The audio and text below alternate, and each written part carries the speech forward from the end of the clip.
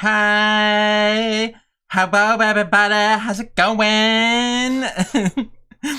I do weird voices when I'm nervous. Don't worry about it. Don't worry about it. Everything'll be fine. Everything'll be fine. Ba ba ba ha ba ba ha ba ba ba ba ha ba ba ba ba ha ba ba ba ba ba ha ba ba ha ba ba ba ba ba. Maybe we get some background music. Hababa, do a British accent. I can't exactly do that as well as all really as just rubbish at it, just terribly rubbish. How's it going? Where's chat? A chat is supposed to be on up here, and I can't. It's not showing up as rubbish.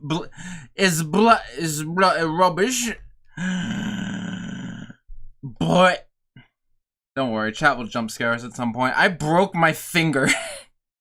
If you're watching the VOD, please use the time stamps in description or in the video, whatever, to skip when I actually start reading, because I will definitely just sit here and stall. Don't worry about it. Don't worry about it. Don't worry about it. As you go, not to worry about it. Content warning. Is there a better place I can put that content warning?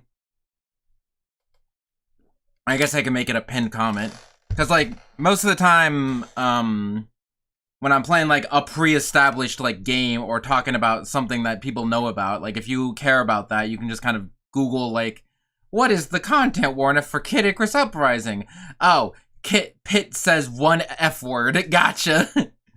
I'm okay with that. Let's continue to enjoy the stream, but if you got an original short story on your hands, and it's not quite that simple, is it? Pitt says F word exactly once. I think that's a teeth rated thing. We'll put it in a pinned comment. Frick. Hold on, that's not all I wanted to say. Enjoy. There we go. Now we'll pin that. Violence, blood, murder. Enjoy the show. I hope you all enjoy. There's gonna be murder. People gonna die. I would tell you how many, but that's a spoiler. See, I hate it when there's like some shows where like the content warning, A, you can't turn it off, and like I think like Netflix pulls this crap. A, you can't turn it off, and B, it like spoils the whole show. Like the whole, what's gonna be in the episode, because you're just watching like a regular ass episode, and then all of a sudden you see a new content warning pop up that says like some crazy crap, like alternate dimension hopping or whatever, and you're like, what the frick? I didn't know I was gonna be, you know what I'm talking about? You should know what I'm talking about. I still need to fix my eyes. They go way big way too often. Anytime I'm like looking away from my face cam, I feel like my chair is gonna break. I might need to fix it again. I got a new chair and then I fixed it because it was loose, and now, especially when episodes have different content warning. Exactly, he gets it. He gets it. Oh, hold on. Chat box is not on the right layer. Hold on. Okay, and now it should be phone. I don't know where else to put the chat box. I could put it over me, but then, like... actually, that seems fine. You guys could just invade my face. I don't know. Over the... Up top here, over the logo seems a bit hard to read sometimes. Murder. Well, it looks like somebody's dying this episode. Exactly. They should just have, like, one content warning for, like, the whole season, so that at least you don't know, like, when it's gonna happen, you know? Anyway, so yeah, there's violence, blood, murder. Basically, I have a prologue here. It's 6 chapters, by the way. Quick spoiler. Okay, cool. Just go back frame by frame, and then you can watch the whole story. I don't know where I'm gonna post this. I should make like a website or something, because I do want people to be able to just read it on their own. Without me, without, you know, 20 minutes of this. Yish, did you see the toggles? Hold on. I did pick out some, music.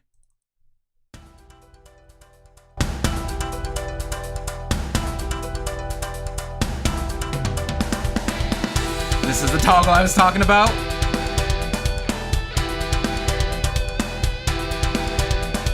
My new favorite toggle.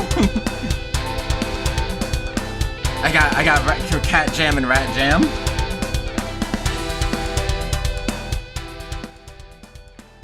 I think the audio, I think it'll be just, this volume is okay. Now that still seems a little too loud.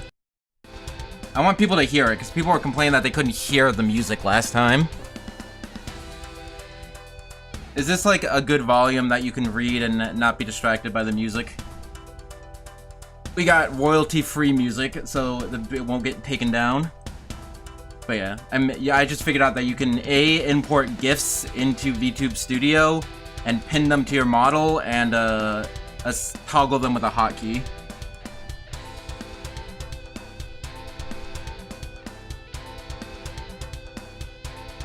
Yish, you're the only one that cares about my writing. I love you, Yish. Mwah. Let me give you a little kiss on the forehead. Mwah. Mwah.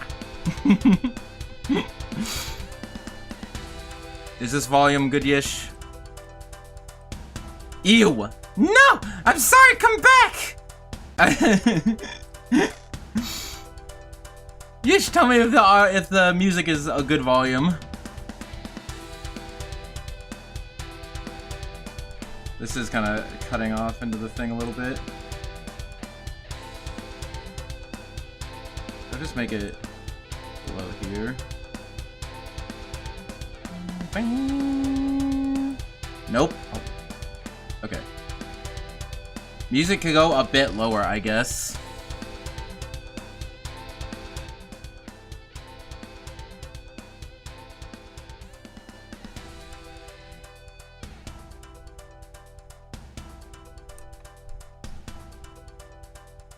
Because I don't want it to be, like, drowning it out. I just don't want, like, you know, dead silence in the background.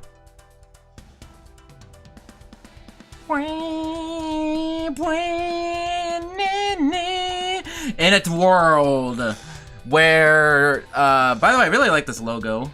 For a nice, simple logo, it's very nice. It's got some, I'm not sure what these circle things are. I'm sure they relate to time in some way. But you got the gear. Also, you got the background that was just taken from a free thingy. I gotta put it in the description. In case anyone wants to know, wherever I get like my backgrounds or like audio or whatever, just it's in the description. Yes, this is good, nice. But yeah, it's got a gear in there, and it's also got some foreshadowing. You'll see like again in the prologue. I should have just posted the prologue somewhere because the prologue is like not very long. And it serves as a good, like, overall preview for what the series, or what the short story is. But yeah, it's got that, they got dark green tint to it is a thing that happens in the story. I have, like, a band-aid over, like, my left ring finger, because I cut it carrying a piece of wood. Because somebody wanted a new desk. And it was just a plank of wood, and I cut, and I got a bruise, and I got a splinter, and I touched it for, like, 2 seconds. My precious prince hands cannot take any amount of holding wood, I guess. Splatfest, yes. Do some Splatfest while listening to me read you a story. Should I have like a book up? So it looks like I'm like reading a book. Ah, that's too much effort. I did that for the that was Japanese reading, but I don't think it's fine. Here, this is what I'm reading, okay?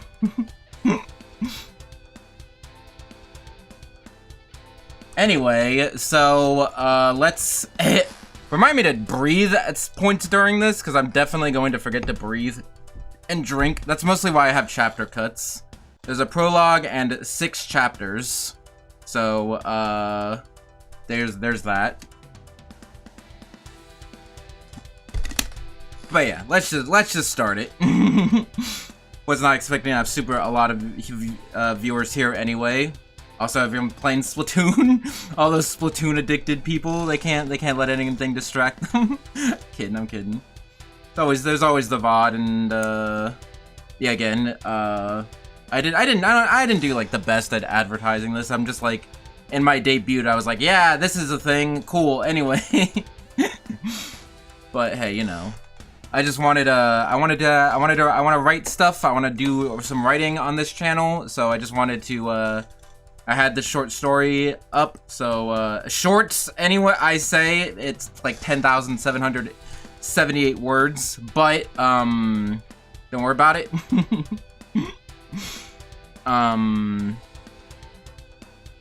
Yeah, so I just wanted to put out a short story here, like a somewhat quick short story, that just to showcase, like, hey, I like writing. Writing's gonna be a part of this channel, I suppose.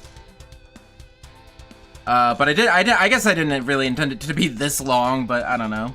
As opposed to, like, I don't know. Listen, I have like a billion different ideas for stories. Okay, some of them are longer than this, but we'll see.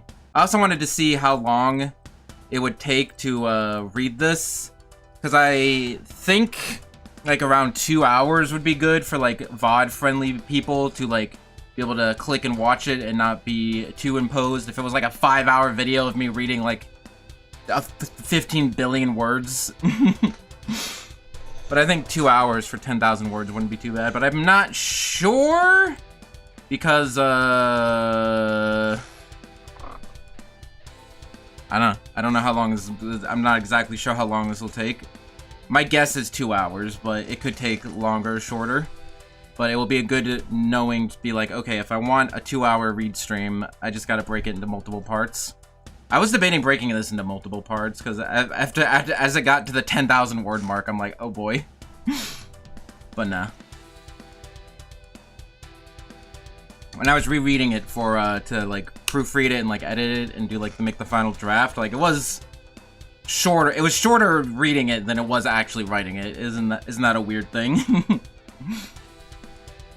Busy playing Splatoon or busy with jobs? Yeah, it's fine. We like VOD watchers here, right? Right, everyone. We like VOD watchers here, right? That's called continuity. Anyway, official start. The story is called A Fight in Time. A story by moi, Solaris Enyo, or Enyo Solaris. Me. Logo by Itrin Artists. This is a very fancy logo. I like it a lot. It has a lot of, it looks very nice. I just wanted something like visual to represent the, series. Maybe for future stories I might do more, but yeah, no, I like it. It has like some gear. It looks very nice. The title with proper capitalization, I'm 90% sure. You can see my mouse cursor, right? Yeah. But yeah, it's got the little like gear, so it looks like time, and then it's got this dark green thing. Ooh, wonder why it's green. Ooh, spoopy. I think I can make this, my chat, a little bigger. Yeah. Or, you know, it could just be cut off. Maybe if somebody says something new, it won't be cut off. Anyway, or maybe I just make it larger this way. Okay. Anyway, so yeah, Fighting Time, story by Enyo Solaris, aka me, aka Soul, aka Meat. Logo by Itrin Artists, very nice. Word count, 10,000? Wait, when did this happen? When did this happen? Okay, we're gonna go back, we're gonna change this to viewing, so that doesn't happen again. 10,578 words. I tried to cut out what I could, but I'm bad at cutting things out, so whatever. Content warning, violence, blood, and murder. Wow! I put that in there because when I'm playing, like, you know, when I'm talking about like an anime or like playing a video game, like you can just Google the name of the whatever I'm doing and you can see like, okay, that's what the rating is, that's the content, you know. Pitt says the F word one time. I have many books I need to read, to be honest. Me too, man. Not being distracted with chat the whole time. I'll try not to look at chat while I'm in the middle of a chapter. I'll look at it between chapters. But yeah, but for this, it's an original story, never once before by the light of day. So I just wanted to add that warning. I also put that on the screen. Yeah, I put that on the screen, and I also, I broke it, okay. I put it on the screen, and I also have it as a pinned comment. So nobody can complain. It's like, whoa, why is there violence? I thought this was a children's book.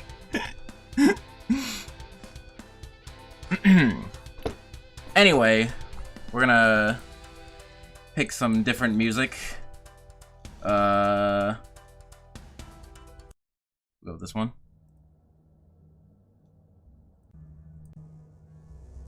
This is too quiet now. Okay. Repeat. Okay, repeat is on. Okay, so we're just gonna start. Again, if you are watching the VOD, use the timestamps to go to different chapters. Let's just, I also might, I don't know, I might edit this down and, like, not like edit it hardcore, but like edit this reading to like cut out all the times that I'm like talking to chat or like stuff like that. I don't know, I might. I don't know if I want to make it a separate video. The last time I did that, nobody really cared. Anyway, a fighting time, prologue. Audio, visual quality good. Remind me to breathe, because I don't breathe when I read. I'm sorry about that one.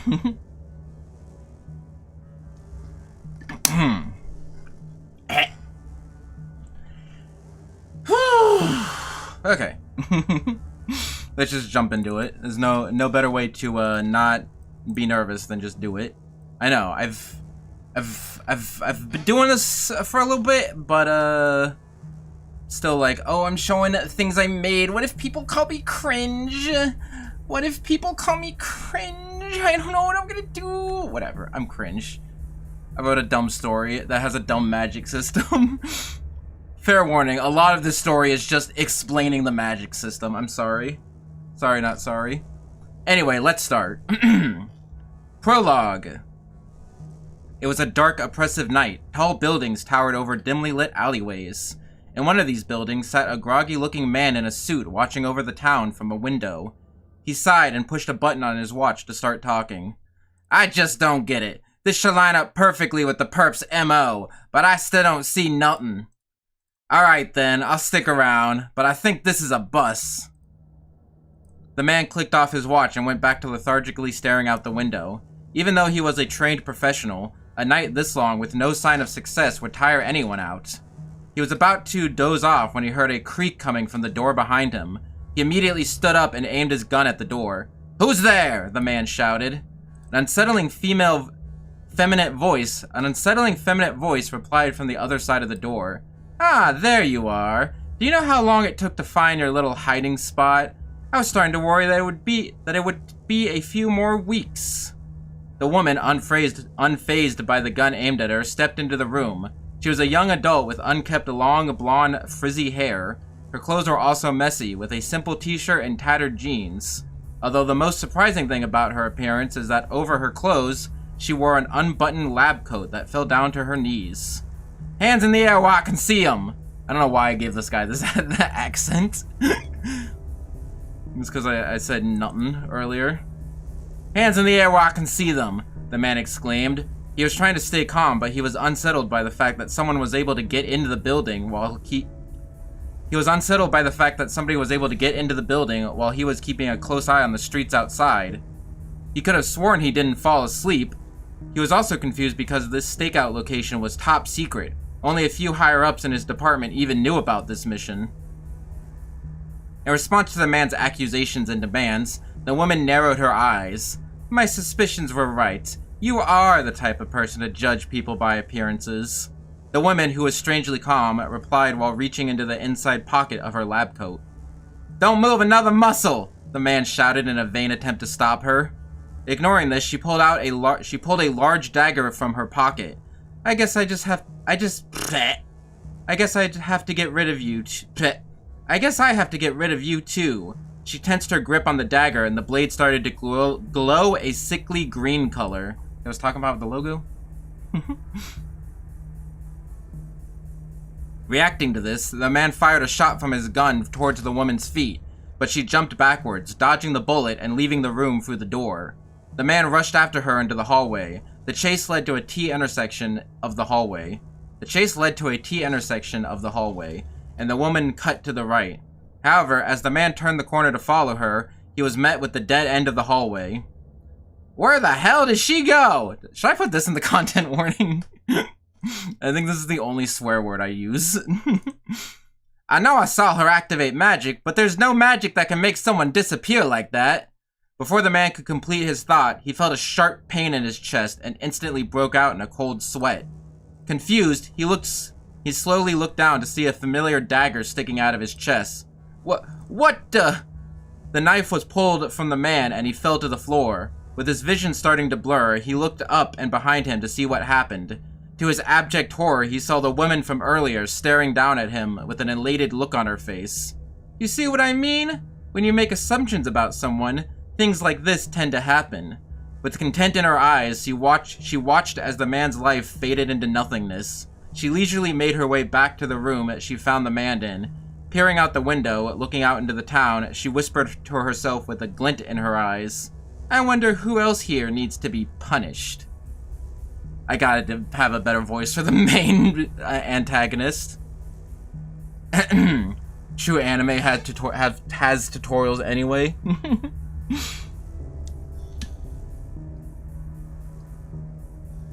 But yeah, I think in the future, I think I should, because I could have just, like, released this prologue, like, by itself, like, as a preview. Because I think this prologue does a good job of, like, oh yeah, you know, like, it does a good job of, like, introducing kind of, like, the world and, the tone, obviously, because, again, like, all the content warning, violence, blood, murder was all right there. And it kind of has a good questions, like, how did she disappear? You know, how did she disappear and appear behind him? I don't know, man. So anyway, I like the prologue. Feel free to just comment throughout anyway, because I'll try not to look at chat while reading, but I will catch up in between chapters.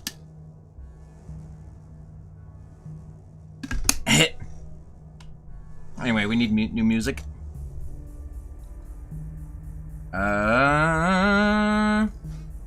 This one.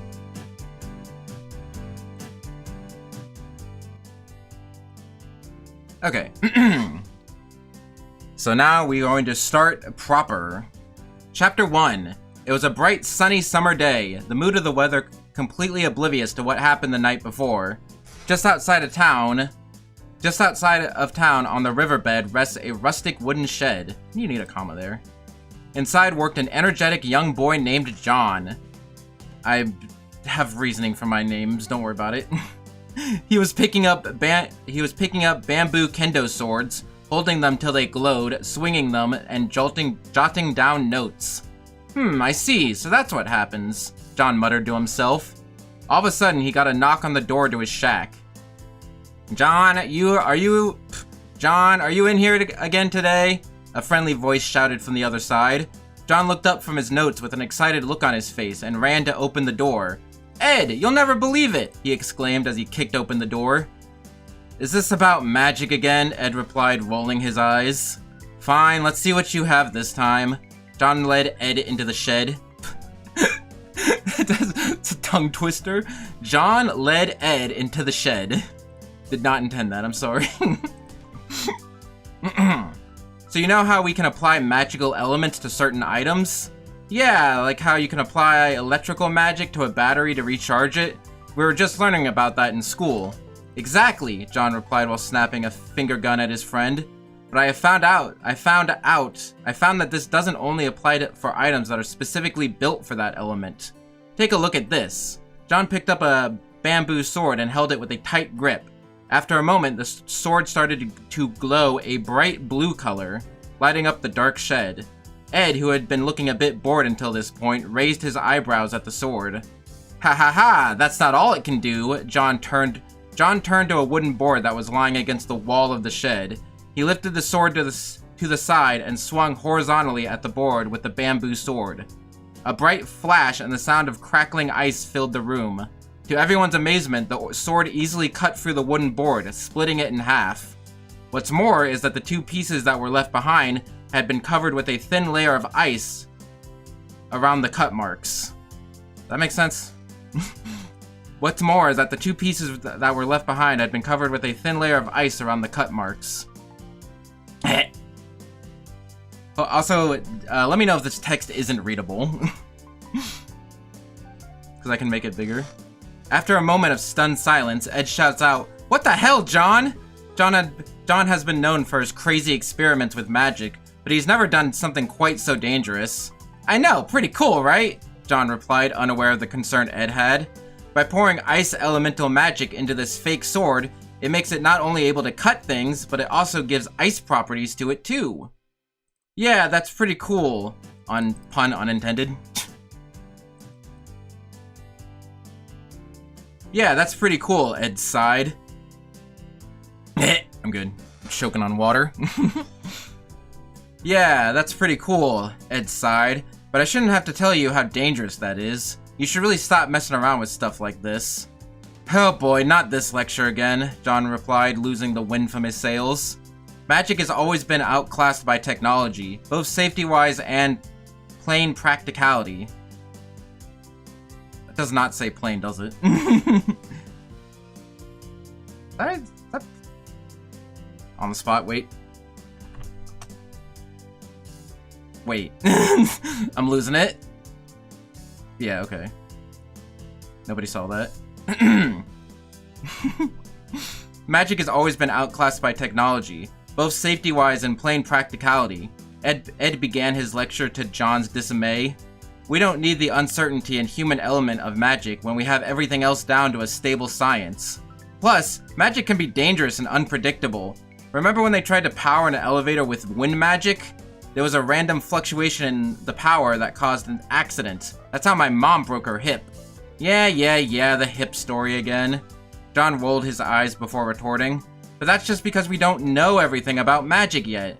There could still be secrets about it that we have yet to discover that would enable magic to do things technology couldn't even dream of. Even still, it's not like you need to do all this yourself, Ed replied, averting his gaze. John grumbled and an awkward silence filled the shed. Anyway, Ed noticed he was upsetting John and tried to change the subject. I came here to ask you if you wanted to see that new movie. How about it? It would be nice to get out of this dusty shed for a while, right? Well, I'd like to, John hesitated. Just then, John's phone started to buzz. Without thinking, he pulled the phone from his pocket to check the message. As Ed was sighing again, John got a scheming smile on his face. Sorry, but I can't go to the movies right now. I have a mystery to solve. Excuse me? Ed replied with wide eyes. Excuse me? There have been reports in the news about a woman killing people using an unknown form of magic. Oh no. So, I signed up for a forum of people looking into this, and apparently someone just saw signs of her down at the quarry. Quarry people a thing that exists? Don't tell me, Ed tried to intervene before John interrupted again. I'm going down there and solving the case. Nobody saw that. I'm going to go down there and wait, I did have it right before. Take it back. I take it back. I take it back. I take it back. I'm going to go down there and solve the case. This woman has been evading the technology of the police for too long, but nobody has tried using magic to track her down. You can't, Ed replied, worried. That woman is dangerous. You'll get yourself killed. Don't worry, I won't do anything crazy. I'm just going to go down there, look for clues, and look for clues. If I see her, I'll run away and call the cops. Do you want me to come with you? No, it's fine. I got this. You head to your movie. Okay, then. Ed was a bit worried, but figured that John wouldn't do anything too stupid.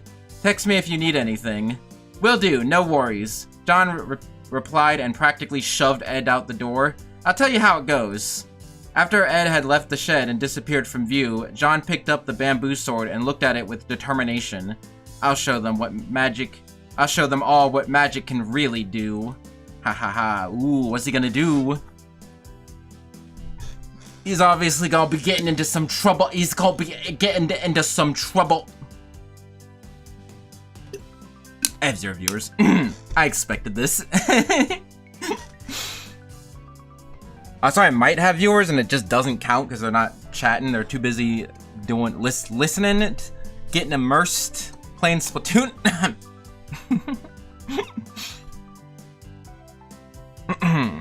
But that's fine. Shoutouts to VOD watchers. I'm getting sweaty. I'm just perspiring. I'm nervous. Okay. There's another advantage that the timestamps have, that once I finish the chapter, they're like, okay, he's just gonna ramble for 20 minutes before moving on to the next chapter. You got the timestamps. Honestly, good idea to not watch this live. You gotta get the VOD to have the true experience, to have the optimal experience. I am worried that my stream is broken though. Hold on. Hold on. Oh no, it's working. Okay. We good. We good. We good. We good. Is there different music for this? I want to use that later. We'll just keep using this one for the moment. Again, that's why I don't have the audio too loud, because I don't want to for anyone to like be sick of it. Just to have some background noise.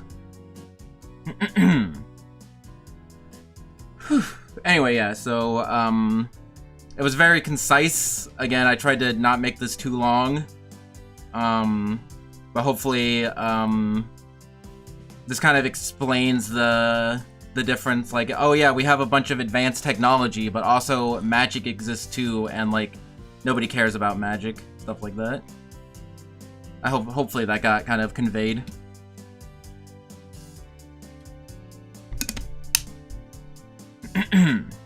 Anyway, Chapter 2.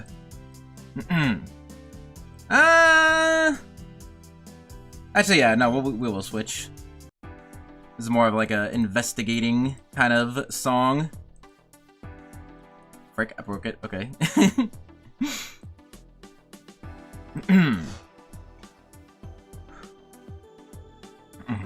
Chapter 2.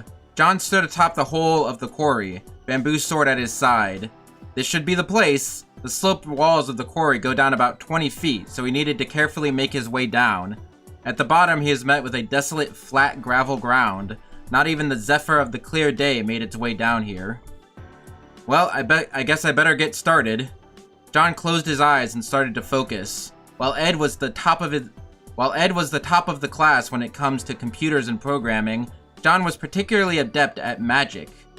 In addition to creating his own techniques, if he focused hard enough, he could even sense where magic had been used. After a moment, his eyes shot open. There! There. Highlight? Okay. I'm doing this half so people can follow along, and half because that's how I read. John made his way to an out-of-place pile of gravel. With great anticipation, he started digging. His mind raced with questions. Could this be a clue? Something vital to get to the bottom of this case that the police overlooked? Something that only he could find with his magic? What is it? After a few seconds that felt like forever to him, he finally found something. But instead of excitement, what he found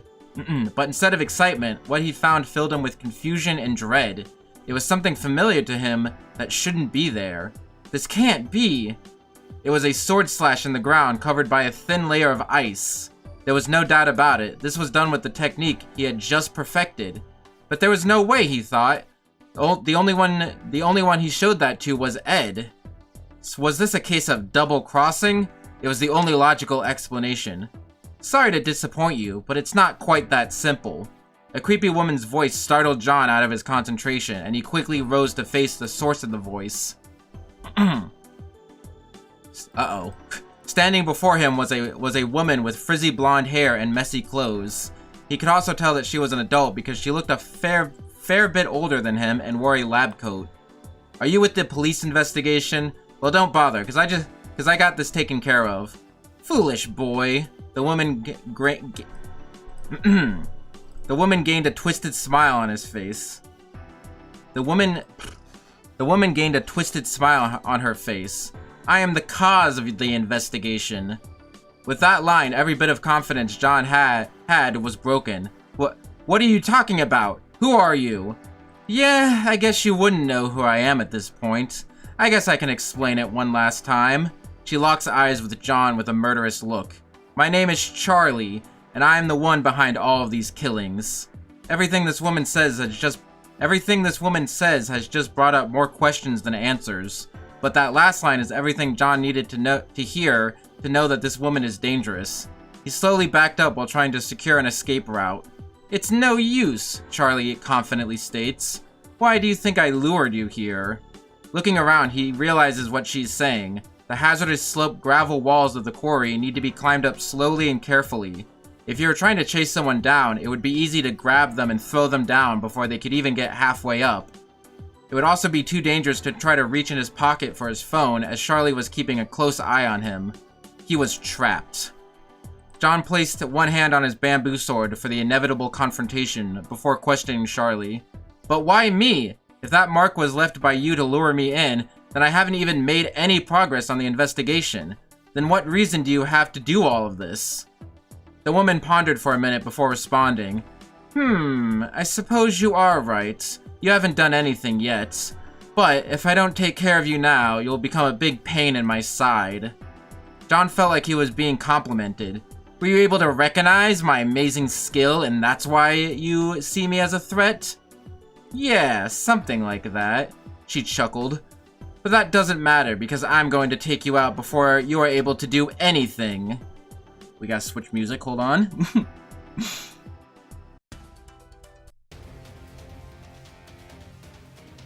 Okay, cool, this is good fight music.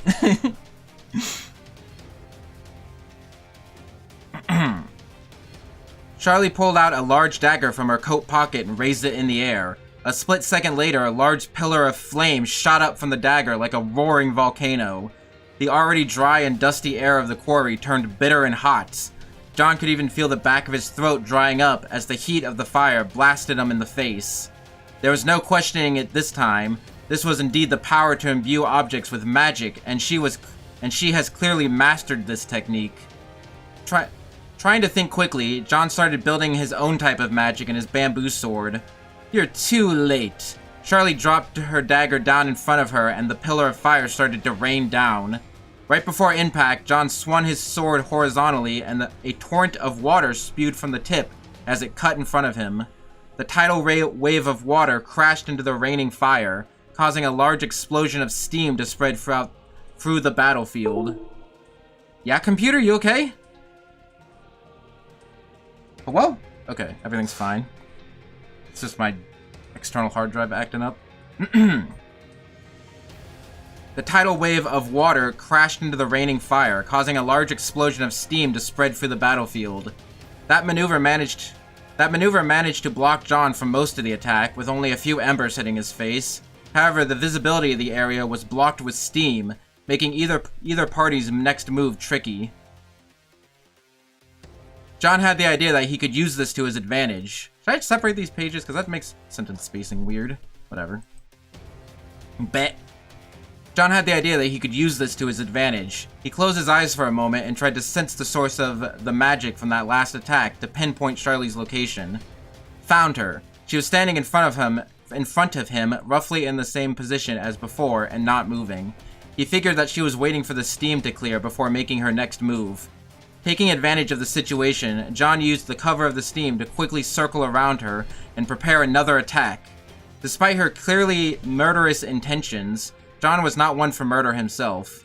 This should only stun her, he thought to himself, and prepared an electric attack. John threw down his glowing sword with everything he had and felt a solid impact on the foe in front of him. The residual energy of the attack caused a shockwave that cleared out the steam. When visibility returned, John was shocked to see what was before him. Also not a pun. A pun also not intentional. When visibility returned, John was shocked to see what was before him. That's not going to work, Charlie said with a menacing look on her face. She had caught John's sword and nullified its power with a rubber glove. Still holding John's sword, she used her free hand to cut the bamboo sword in half, knocking him off balance and then kicking him to the ground. What the? How? What the? How? The kick hit John square in his chest, and he had a hard time catching his breath, but managed to cough out some words. You know, while I'm impressed at your quick thinking... Dying. You know, while I'm impressed at your quick thinking with stopping my fire attack, I'm surprised you didn't see that trick coming. After all, I was just standing there. John used this conversation to buy himself time to heal his wound. He placed his hand on his chest as a bright grassy green glow helped the bruise on his chest shrink. But there's still no way you could have known that my next attack would be electric-based, let alone know to bring a rubber glove. Charlie let out an evil chuckle while casually removing the glove in question. If you haven't figured it out by now, perhaps I overestimated you. The woman's remarks were clearly getting on John's nerves as his eyes narrowed and twitched. He gathered his strength and stood up while gripping his broken bamboo sword. You still think you can win? Charlie's tone switched from mocking to annoyed. You have yet to see even a fraction of what I can do, and yet you still stand there like you have any hope of beating me? Well, I haven't been doing too bad so far, right? Tss. Is that how you spell k? Ch, ka, ka, cha, ka, tss. And I got tss, you know? Anyway. Tss. I was wrong about you being different. You make the same stupid assumptions about others, just like everyone else. Just then, something in Charlie snapped. Well, I shall show you personally just how flawed that way of thinking is. Charlie then gripped her dagger and started to charge energy into it again. But this time, the source of magic was unfamiliar to John. Her dagger started to glow a sickly green color, something that he had never seen before. Then, she then swiped her dagger down. Expecting an attack, John flinched, but nothing happened. Instead of a dangerous attack, the only thing that was left behind was a strip of that same sickly green color. The only thing that was left behind was a strip of that same sickly green color. That strip seemed to behave unnaturally. Not only was it floating in midair, like it had cut something that wasn't there, light also bent around it. Let's see what you think of this. Charlie then stepped into the strip and disappeared. Without thinking, John ran after her, but the strip fizzled out before he could reach it. Just then, John was alone, with the silence of the quarry being even more prominent than before. We'll keep this song for the rest of the chapter. I would have planned this out better, but I literally just finished this today. He was in shock, since magic could do some crazy stuff like magic could do some crazy stuff like shoot fire or cure wounds, but there was nothing that could make someone disappear like that.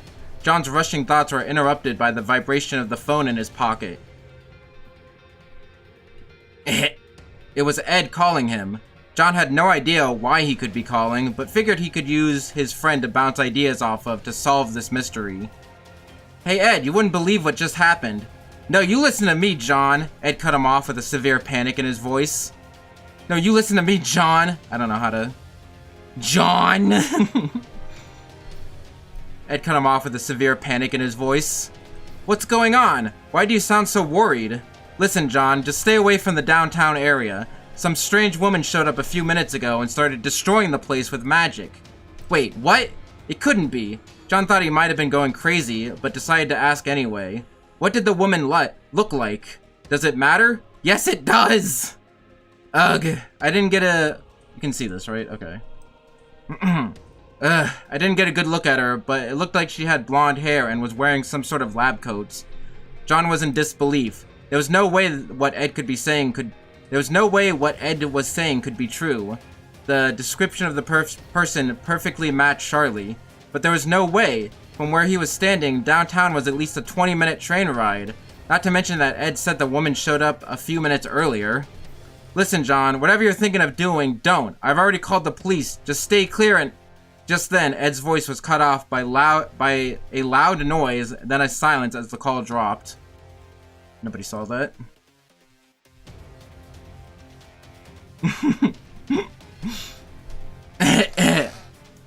John! I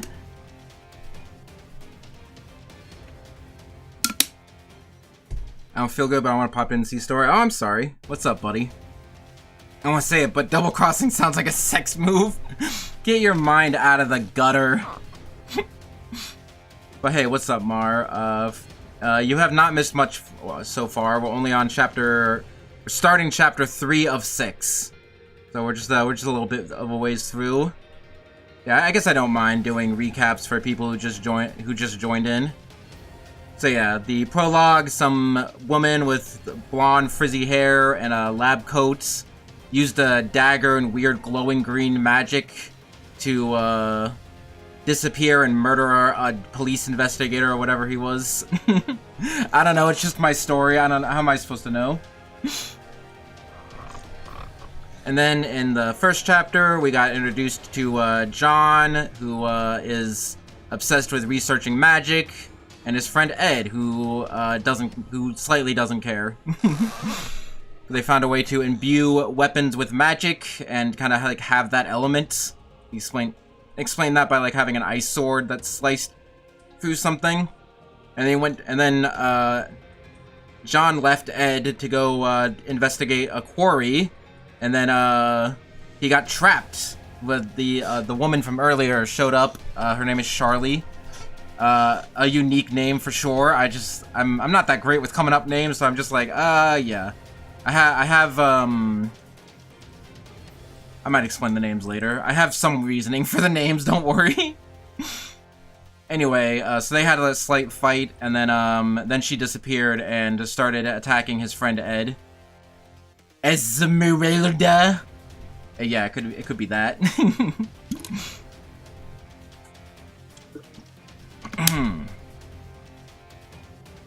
But yeah, I might explain the names later. So yeah, this is the part where I'm like, oh yeah, remember earlier when I said most of the story is just explaining the magic system? Yeah, well here we go. What's a good one? Okay, this is a good like. What the fudge is this media player? This was not here a second ago.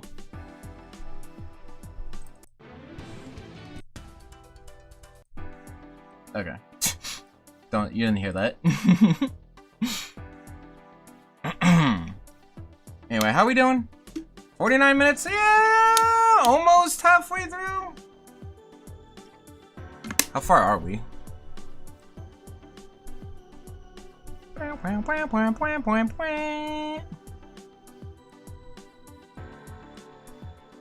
3,000 out of 3,400 out of 100. Wait. 3,000 out of 10,000.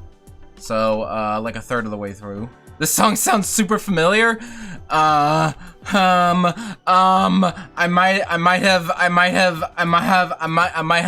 have used it before in the debut lore, I think, possibly.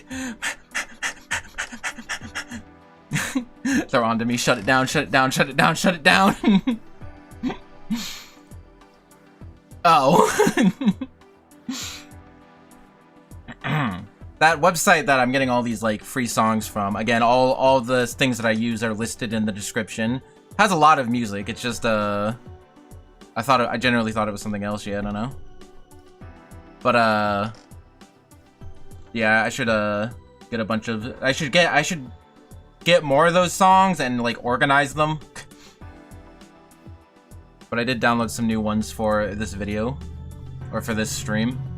Anyway, most of my water's already used up. I might need a quick water break. I don't know why I can talk for like several hours on end, but like 40 minutes of just reading out loud is just like killing my throat.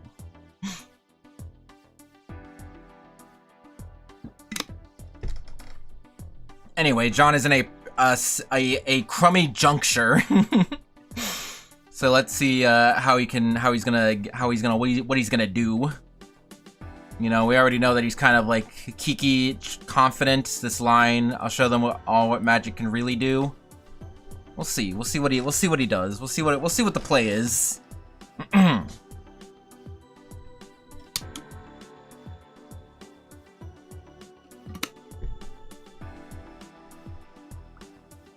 Yeah, nobody has complained about audio balance or being able to see the text, so I'm assuming everything's fine.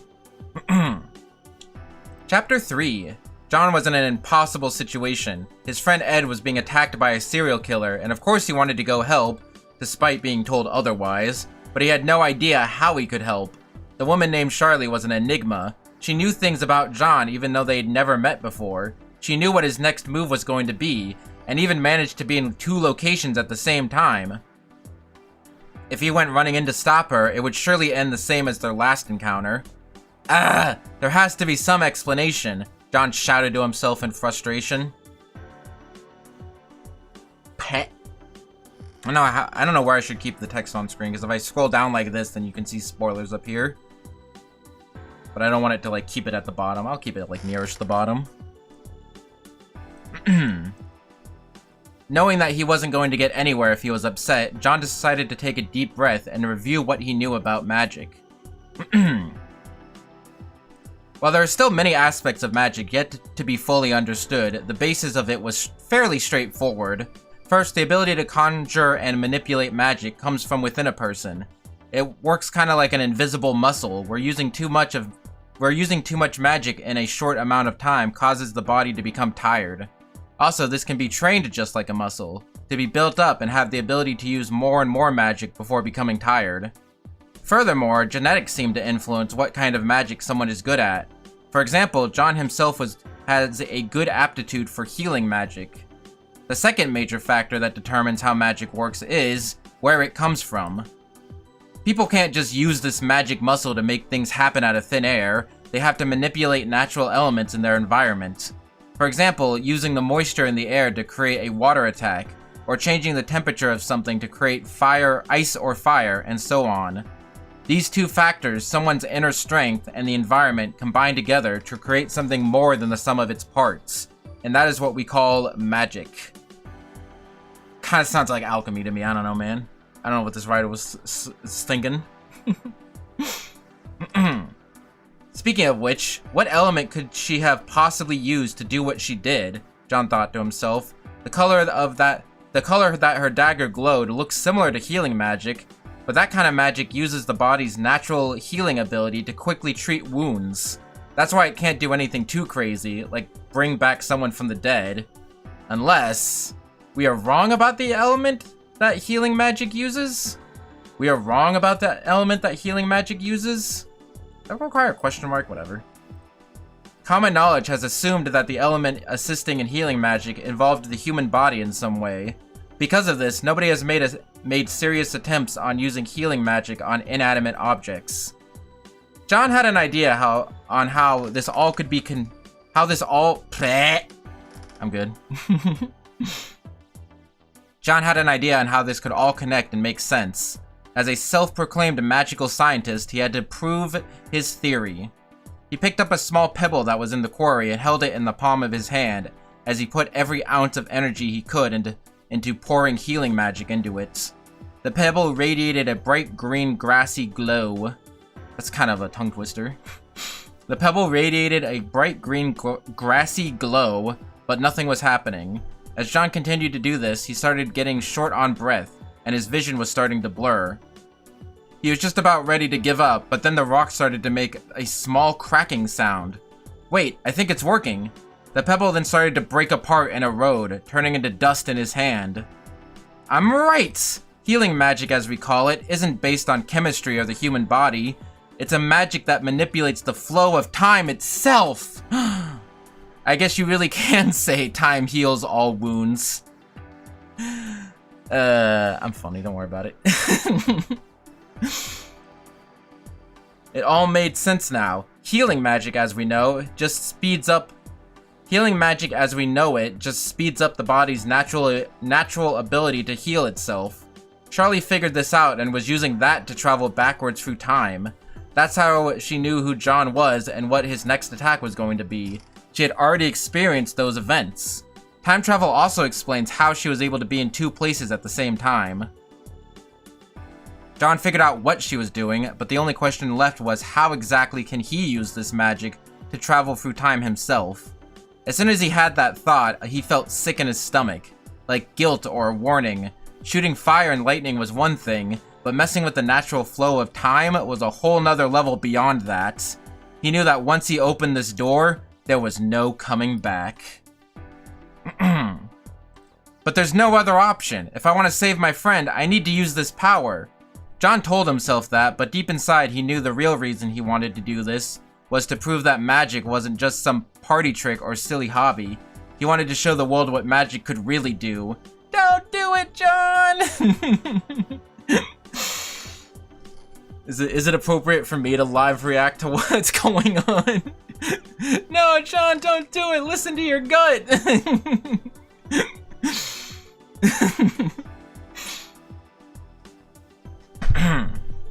Whoa, okay. Settling his resolve, he started thinking about how he could use this time travel to his advantage, this time magic to his advantage. If what we'd been doing up to this point was push an object further in time, then reversing the flow of magic should have the opposite effect. Similar to how creating ice is the opposite of creating fire and how you control the temperature. With this in mind, John brought his focus back to the pile of dust in his hand. He tried to use the same magic he used earlier, but in reverse. Just like he thought, this dust started to glow a sickly green color and started to move around. But before he could make too much progress, he was cut off by a sharp pain in his chest. That's where the dark green in the logo comes from. I've said this like 15 times. John coughed and the taste of metal filled his mouth. Despite his aptitude for healing magic, doing it in reverse still felt very unnatural to him. It was hard to put into words exactly how it felt, but if he had to describe it, healing magic as we know it is kind of like pulling a string out of a small opening in a box. If you use too much force, the string will snap and the magic will fail. But as long as you take your time, it's not too hard. Doing healing magic in the opposite direction, however, was like trying to feed that string back into the box. Unless you do it perfectly, the string will fold over on itself and get tangled. That was the pain that John felt from messing up the first time. I like that analogy. Knowing all of this, John went back to the dust in his hand, being extra meticulous this time. The dust... I didn't skip anything, right? Unless you do it perfectly, the string will fold in on itself and get tangled. That was the pain John felt from messing up the first time. Knowing all of this, John went back to the dust in his hand. Being extra meticulous this time, the dust then went back to glowing and shaking. John still felt a slight pain in his chest, but was able to concentrate his energy on the dust. Just then, the dust started to get pulled together, as if drawn in by a magnet. After a moment, the dust returned to its original form. I did it! He almost couldn't believe it, but there it was, the rock just as it was a few minutes ago, sitting in the palm of his hand. He had just performed time travel magic. I think I understand it now. John placed the rock back down and took a breather. Now, I just need to figure out how I can take advantage of it, just like she did. Thinking back to his earlier encounter, it looked like Charlie used this healing magic in combination with his technique to infuse objects with magical energy. Well, I guess it's worth a shot. John picked up his cut-in-half bamboo sword and put together everything he had learned. He poured time travel magic into the sword, and sure enough, it started to glow a sickly green color, just like Charlie's dagger before. Whoa! In amazement, John lost his focus again and felt a pain in his chest. The pain caused him to drop the bamboo sword. As the still glowing bamboo sword fell to the ground, it scraped against John's leg, giving him a harsh cut. Before he can even process what happened, his vision went blurry and several lights started flashing before his eyes.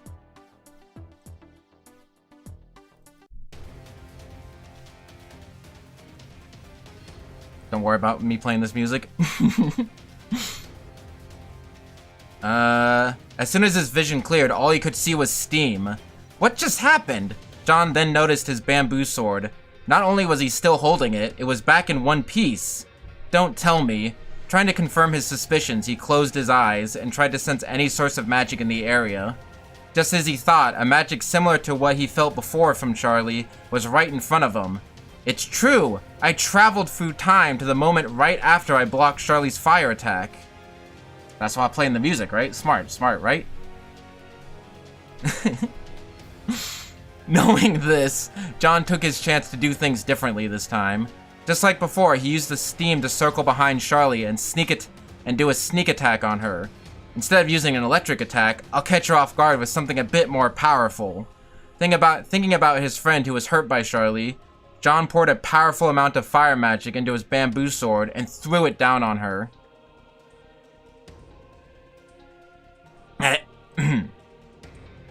The roar of the fire blew the steam away, and Charlie tried to catch his sword with a rubber glove, just like last time. But unlike last time, the glove did nothing to stop his attack. It burned through the rubber and cut a large burn in her hand. Damn it, but how? I lied earlier, I did write a swear. The once cocky woman let out a confused and frustrated scream as she jumped backwards and rushed to heal her hand. What were you saying earlier about me not understanding even a fraction of your power? What are you? Oh, I get it. Charlie regained her composure. You were able to figure out my little trick and used it against me, didn't you? The frustrated look on John's face told her everything she needed to know. You probably only just figured out the basics of time travel magic. You still have no hope of beating me. You still have no hope of beating me. I have used this magic longer than you have even been alive. Charlie's dagger then started to glow that now familiar sickly green color. She then sliced it in front of her and created another unworldly strip in front of her. John rushed towards her trying to stop her before she could run away again, but she stepped in the strip and disappeared almost instantly. Damn it, not again! Damn, not here! Going back to the other song. What was that song called? Okay. I lied a lot, apparently. There's another damn. Damn it, not again. John was starting to get tired of constantly being one-upped by this psychopath.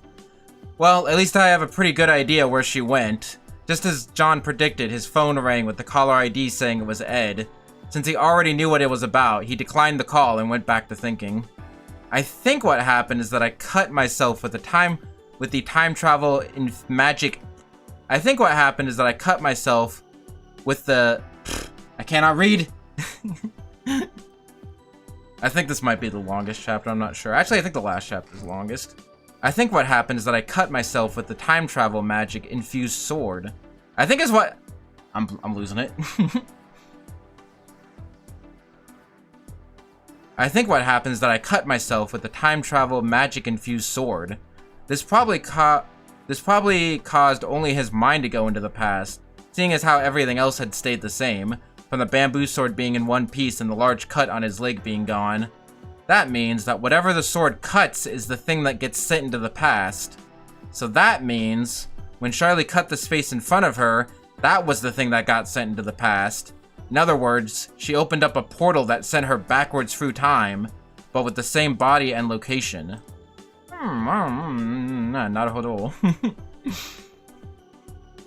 Yeah, there's the end of the chapter. So she is here, but not now, I guess. Knowing all of this, John could open a portal himself to go to the past, but he wouldn't know how far. He didn't know how far he should go. Just then, he had an idea. Perhaps he could use his magic sense to find her, but instead of seeing through steam, it would be seeing through time. It sounded pretty far-fetched, but he had to try. John took a deep breath, closed his eyes, and started to focus on the residual energy that Charlie left behind when she made her portal. After a few moments, John's eyes shot back open. I see it! John couldn't explain it, but he knew exactly when Charlie was. Like before, he poured that sickly green magic into his bamboo sword, but this time he kept his focus and sliced the air in front of him, creating his own otherworldly cut in time. Staring into the portal, he could see a small view of the quarry from the other side. He also felt that same guilty, sick feeling in his stomach, but John was already committed by this point. He clenched his fist and stepped into the portal. So yeah, a lot of explaining the magic system, but I hope it made sense. Something I was gonna say.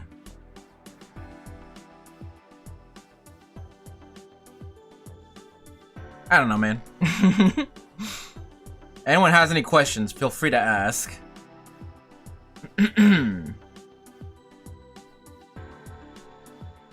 What was I gonna say? I got to a line, I was like, oh yeah, I should make a comment about that, but I don't remember what it was. Who knows? I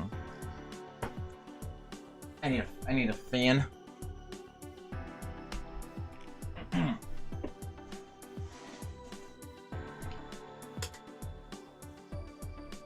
Okay. It's fine, I don't have any viewers. I just wanted to, you know, release this. I have it as a VOD, everything's fine. What do you have to, you know, prepare for whenever you release something is that nobody cares. But hey, you know, again, I also could have done a better job of advertising this, and also it might just been an awkward time because Splatfest is happening. Or maybe people are watching and it just doesn't say anything in the viewer count. Or if people are watching the VOD. Either way, if you're listening, thank you, it means a lot.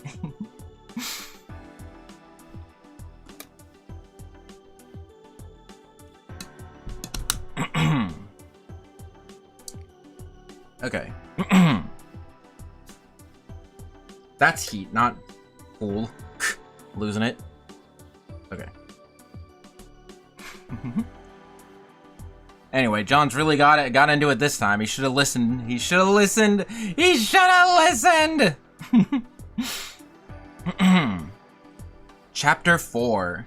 Stepping out of the portal, John was met. Yeah, I think I am officially halfway through. Hold on a minute. And we're at an hour. If we're halfway through in an hour, I think that's about... Yeah, halfway through an hour. This will take 2 hours. Nice. Also, warning, this is when things start getting really weird. I mean, I know talking about, like, this whole... Especially this, paragraph about this. Oh, yeah, I was gonna say, this part might be familiar to you, depending on what kind of person you are. That's all I will say. But yeah, this part got a little weird of explaining the magic system, but I think it makes sense. It's mostly just like, you know, mana, basically. About how it's like kind of like a muscle, and you can, after you use it, you get tired. Not super different from how, other magic systems work. Also using... It's kind of basically magic and alchemy, essentially. You wanna, in layman's terms? I think that word means what I think it means.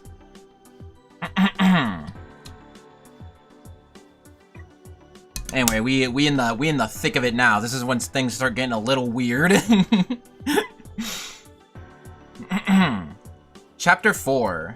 Stepping out of the portal, John was met with the blinding sun in his eyes. He could tell from the position of the sun that it was a few hours earlier than it was a second ago.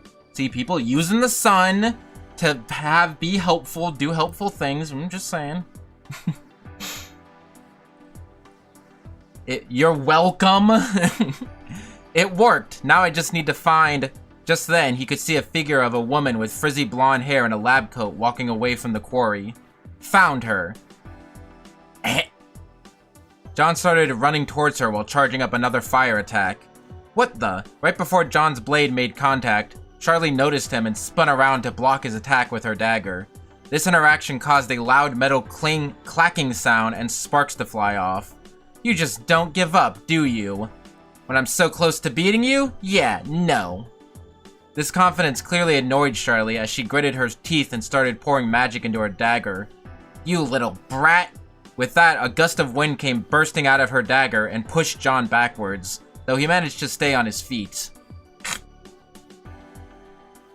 I refuse to play this game any longer. Charlie's dagger then started to glow green. I won't let you run away again. Without thinking, John rushed towards the woman while charging his own green energy. Perhaps he was thinking that he could cancel out her time travel. I was just about to say I'm not doing too bad with reading. But then I made a mistake. It's fine. I won't let you run away again. Without thinking, John rushed towards the women while charging his own green energy. Perhaps he was thinking that he could cancel out her time travel magic with his own, or maybe he was just blinded by determination and rage. Charlie threw down her dagger, but before it could make a complete arc, John swiped across with his sword and stopped the dagger in its place. Play a slightly different song. Yeah, let's play a slightly different song. Play this one. Before either of them could get out... What was it? What were we? Charlie threw down her dagger, but before it could make a complete arc, John swiped across with his sword and stopped the dagger in its place. Before either of them could get another word out, the sickly green sparks from their clashing swords started to grow. This soon covered both of them in an explosion of magic. When the dust settled, they were gone from the quarry.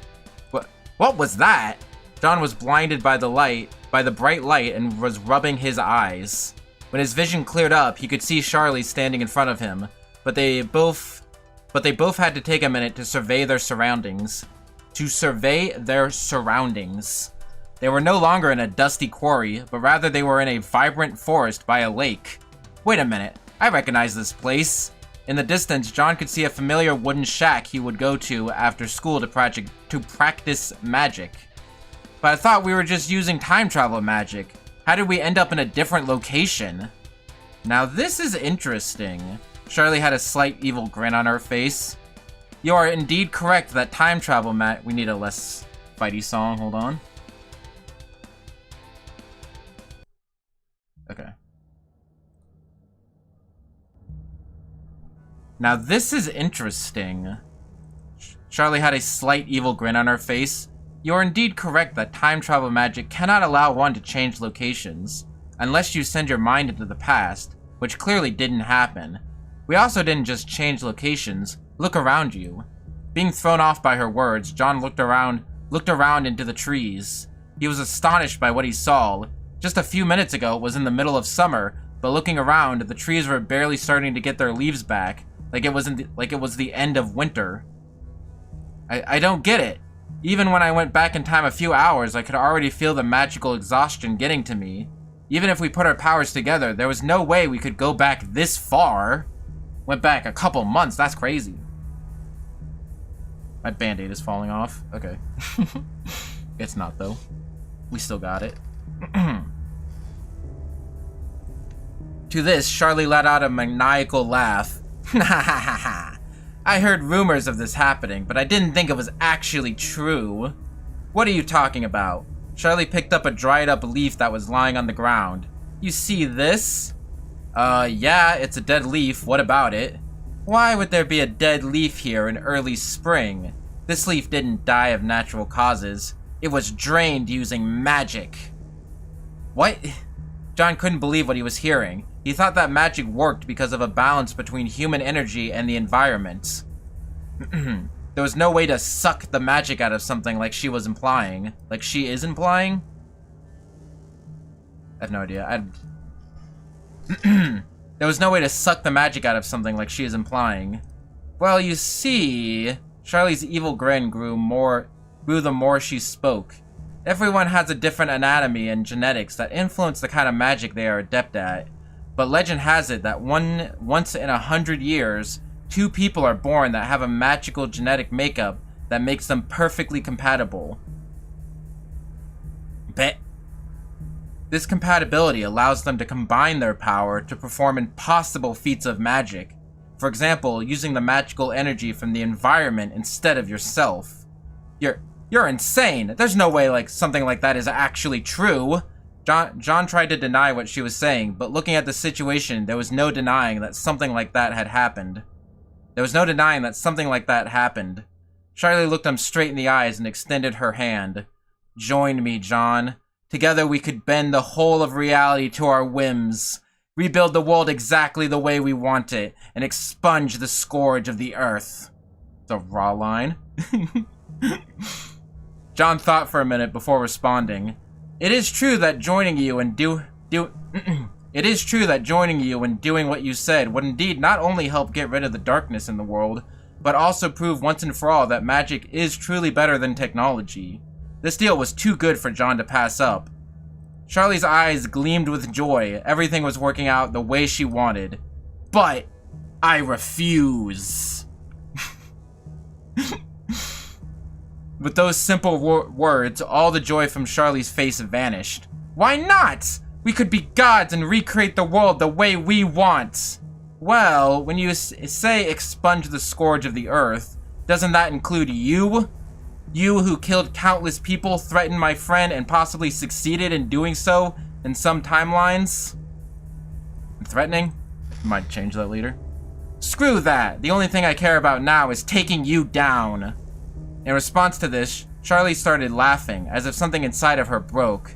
Ha ha ha. You foolish boy. Even if you defeat me now, do you really think you could go back to the way things were before? To be with your friend again after dipping your toes in this godly power? Told you this things get a little weird. Things get a little intense. John was aware that something like this could happen from the moment he attempted time travel magic. It's too powerful an option to just go back to the way things were, hanging out with his friend and studying magic. At this point, he and Ed were on two different levels of existence. But he didn't care about that anymore. His anger and determination was all focused on defeating the foe in front of him, no matter the cost. He gripped his sword and locked eyes with the mad woman. Well then, if you won't come willingly, I will just have to force you into submission. That might be a sex thing, Tevin. No. Tevin's infecting me.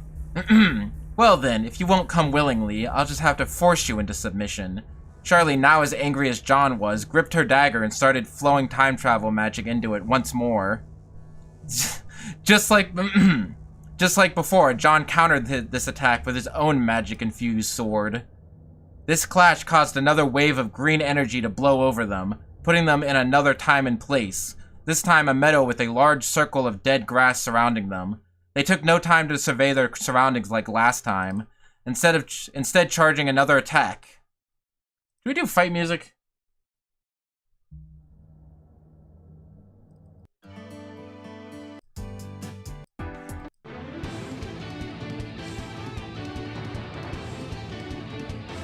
Can I come quietly? Do I have to... Looking at chat during, Hold on, this song is too good to use right now. Hold on. Okay.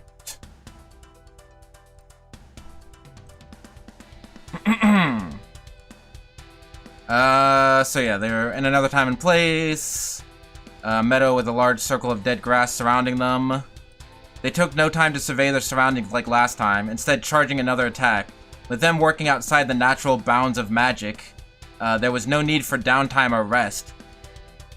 They continued to clash their swords, each time being put in a different time and place with even more decaying nature around them. They're really in the middle of it now. In the middle of all this, Charlie noticed something in the corner of her eye. Shoot! She then jumped backwards and hid behind a brick building. In confusion, John looked around and noticed he was in a snowy field surrounded by old buildings. Most likely a college campus. He then noticed that he was standing in the middle of a walkway between two buildings, and a group of people were walking towards them. Assuming something bad would happen to the timeline if he was seen, he followed Charlie's lead and jumped back to the opposite side building she was hiding behind. Peering out from around the building, he could recognize one of the people walking down the path. It was Charlie! She was still wearing her lab coat, but she looked much younger and more put together. The group of people stopped walking and John could overhear their conversation. Hold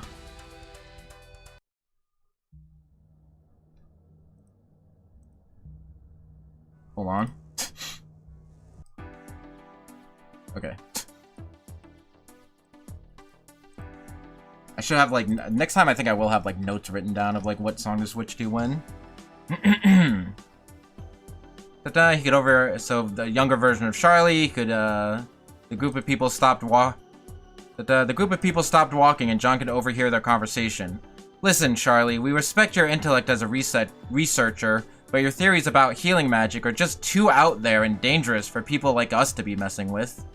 Damn it, you don't understand. This could revolutionize magic and the entire world as we know it. Who cares if it's a little dangerous? An awkward pause followed younger Charlie's outrage.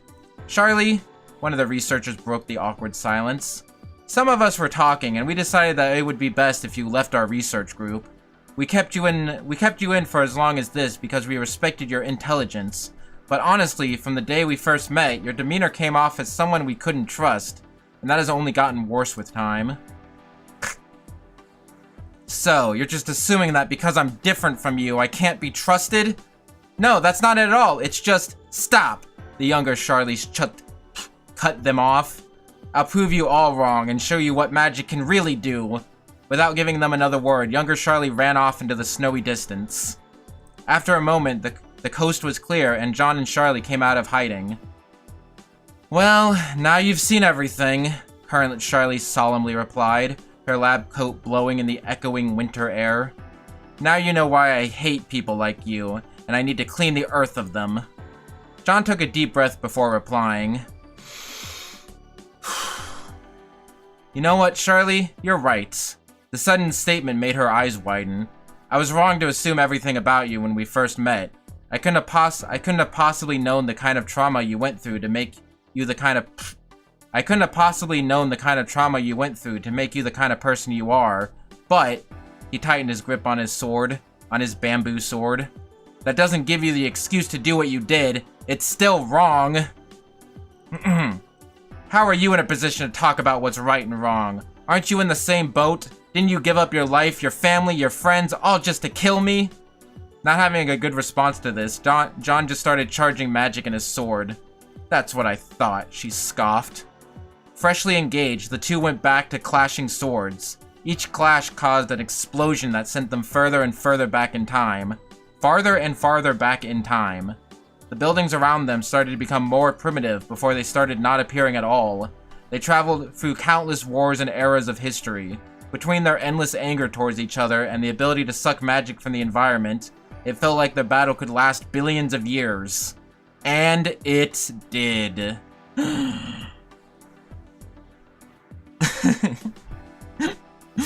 I think that might be one of my favorite chapters. I don't know. It still kind of has the issue of, like, I just explained the magic system for most of it. But yeah, it's kind of like goes in kind of crazy places. It starts with him time traveling back a few hours, and then they go through like all this history, and then they randomly stumble upon Charlie's backstory. Submit! Are you gonna come quietly or do I have to make you scream? Pokemon Unite ass music. Are you talking about this one? This music? Is this Pokemon Unite ass music? What was another good part? Oh yeah, this line was great. Together we could bend the whole of reality to our whims. We build the world exactly the way we want it and expunge the scourge of the earth. I definitely think, like, listen, when you introduce time travel in your story, like, that's a bad idea. Don't do time travel in your story. You're guaranteed plot holes unless you're Steins Gate or Back to the Future. Even Back to the Future, I think, had plot holes. But, yeah, time travel magic is a very powerful thing. So, I definitely had to acknowledge the fact that, like, and also work into the story that they're basically, like, gods at this point, like, with the ability to use time travel magic, like, unrestricted, because they can suck energy from the environment. Which I think is also another good one. It's, like, this whole, the idea that magic is based off of, people and the environment working together. You know, I just played Sonic, and that's what that was about. But yeah, without this limitation on them, like, they could just use time travel magic to do whatever they wanted if they teamed up. And then this line, Daga Kotowaru. Oh my gosh, is that a JoJo reference?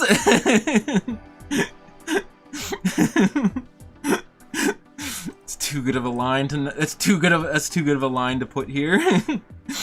As soon as I had this idea of like Charlie trying to like, you know, get John to join together so they could be like gods together, I knew that I had to put this line in.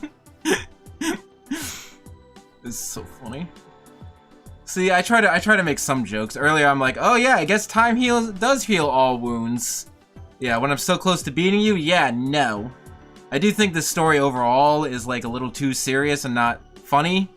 I think it's not something that I kind of want to improve on in my next story, but there are a couple of times where I think there's some funniness.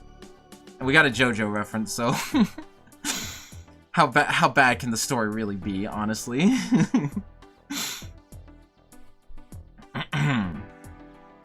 But yeah, I was debating, I guess I can talk about this afterwards.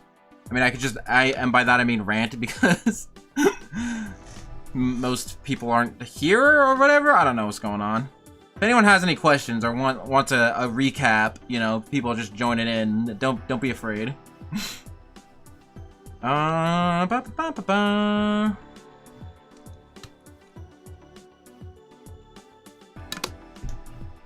But yeah, I think it's just scheduling issues. Also, I did not do a good job of advertising it. Anyway, I'm having a lot of fun. So you know what? I think, and the VOD still exists. So you know what? I'm fine. Okay. So the battle could last billions of years, and it did. We need some like, what's some like billion of years ago music?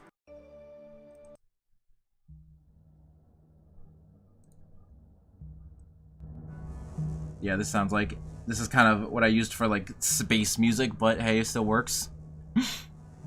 Space, billions of years ago, whatever, same thing.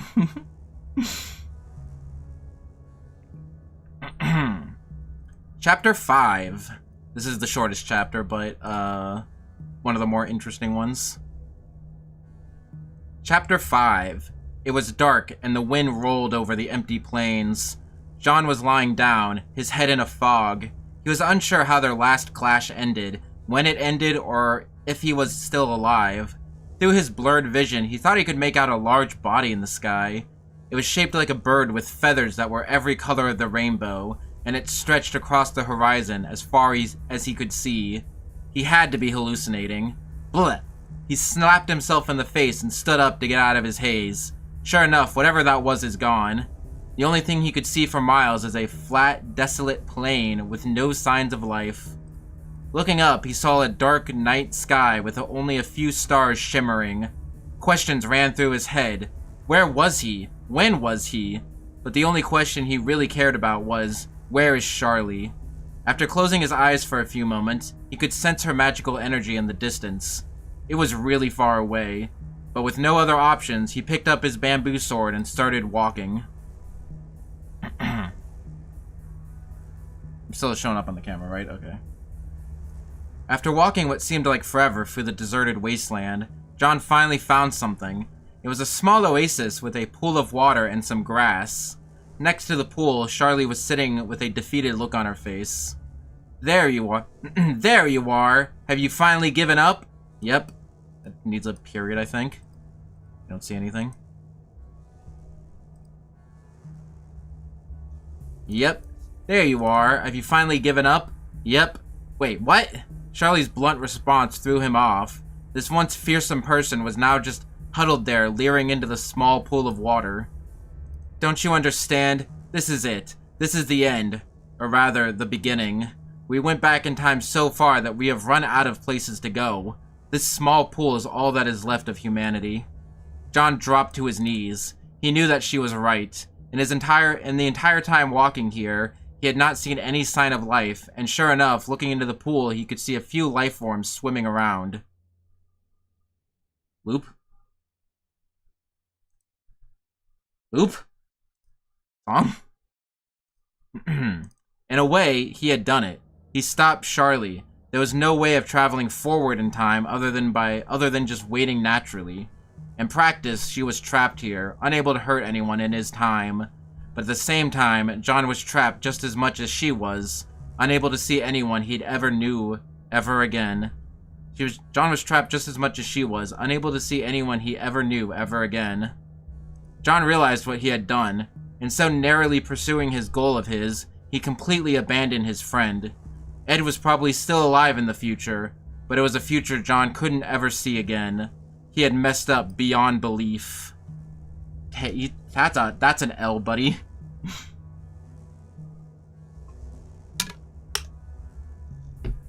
That is a big L.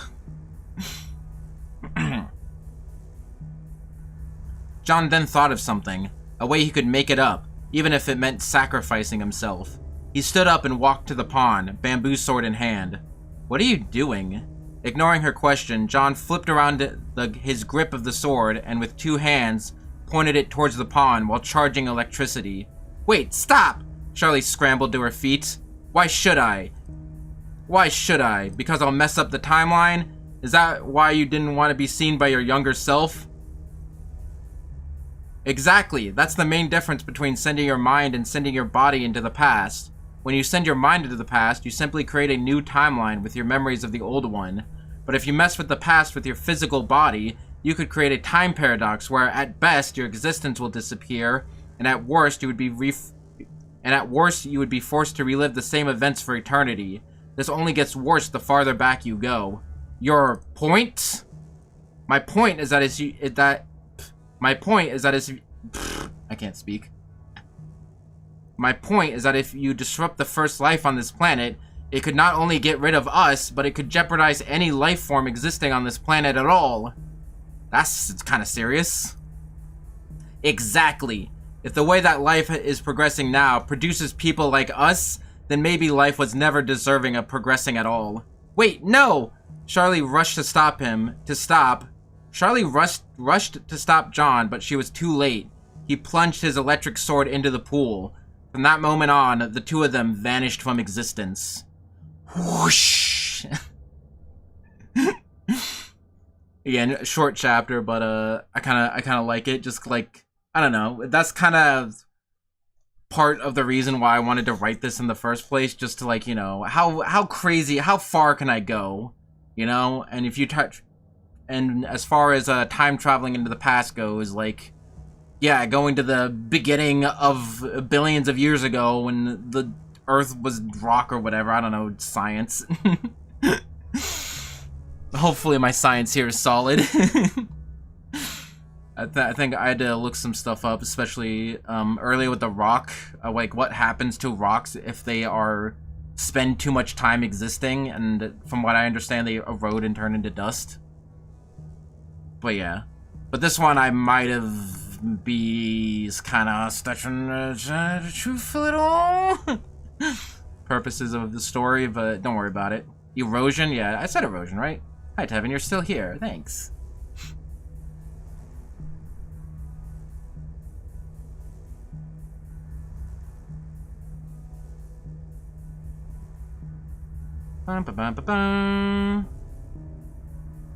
Break apart and erode. I'm right. Anyway, I like this idea of just like they went back to the first ever. They went back to the beginning of the universe or whatever, and like, you know, he hallucinated something. He hallucinated like this godly figure. And like he was like staring off. It was like dark, desolate, nothing other than like this little tiny oasis and pond. You know, scientifically accurate, maybe not. But cool as heck. Yeah. Yep.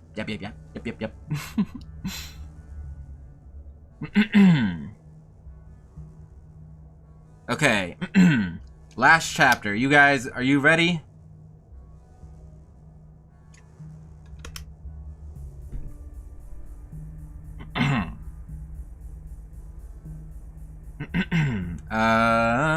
Okay. I'm just out of water, so good. Chapter 6. Despite his best efforts, John was not able to affect the timeline of life on Earth very much. This should have been obvious, considering that life was more complicated than a little puddle in the middle of nowhere. Because of this, life and the timeline in general progressed much as it had before. Humans came into existence, societies rose and fell and rose again. There was even an aspirational boy named John born. And a genius woman hurt by betrayal named Charlie also came into existence. I reworked the sentence like 15 times. I don't know what the fun shit is wrong with it. But, you know, things happened the same that they did before. The impact that the old John had on the world was so little that even most of the events played out the same. John tracked Charlie down to a quarry, they had a big magic fight that John lost pitifully at, and just like before, Charlie used the mysterious power of time travel to threaten his friend. However, there was one key difference in this new timeline that prevented history from repeating itself. Right, so everything is same up until this point.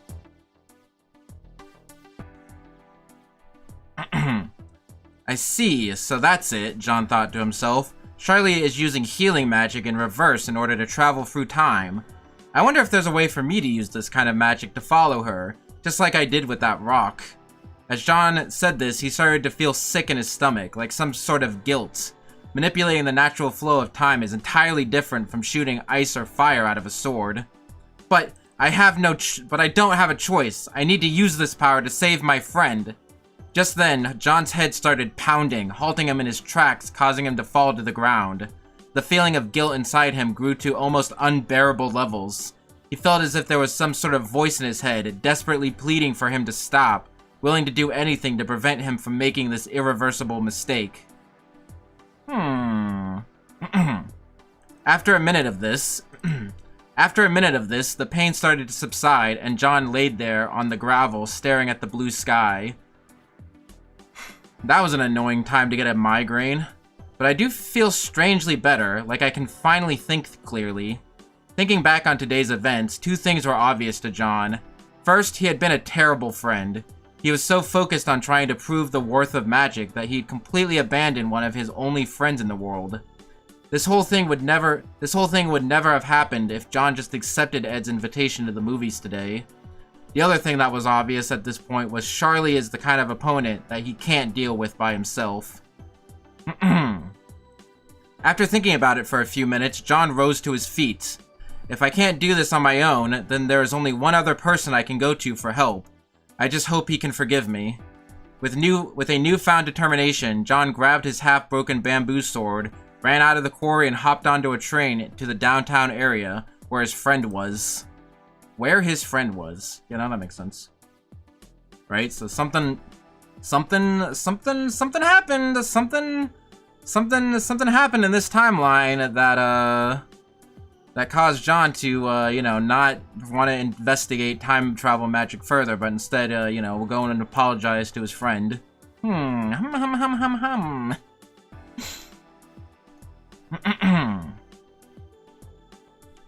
During the train ride, John could see out the window that several major intersections were blocked off due to a pileup of cars, and that the police were trying to clear the way or find a way around the blockage.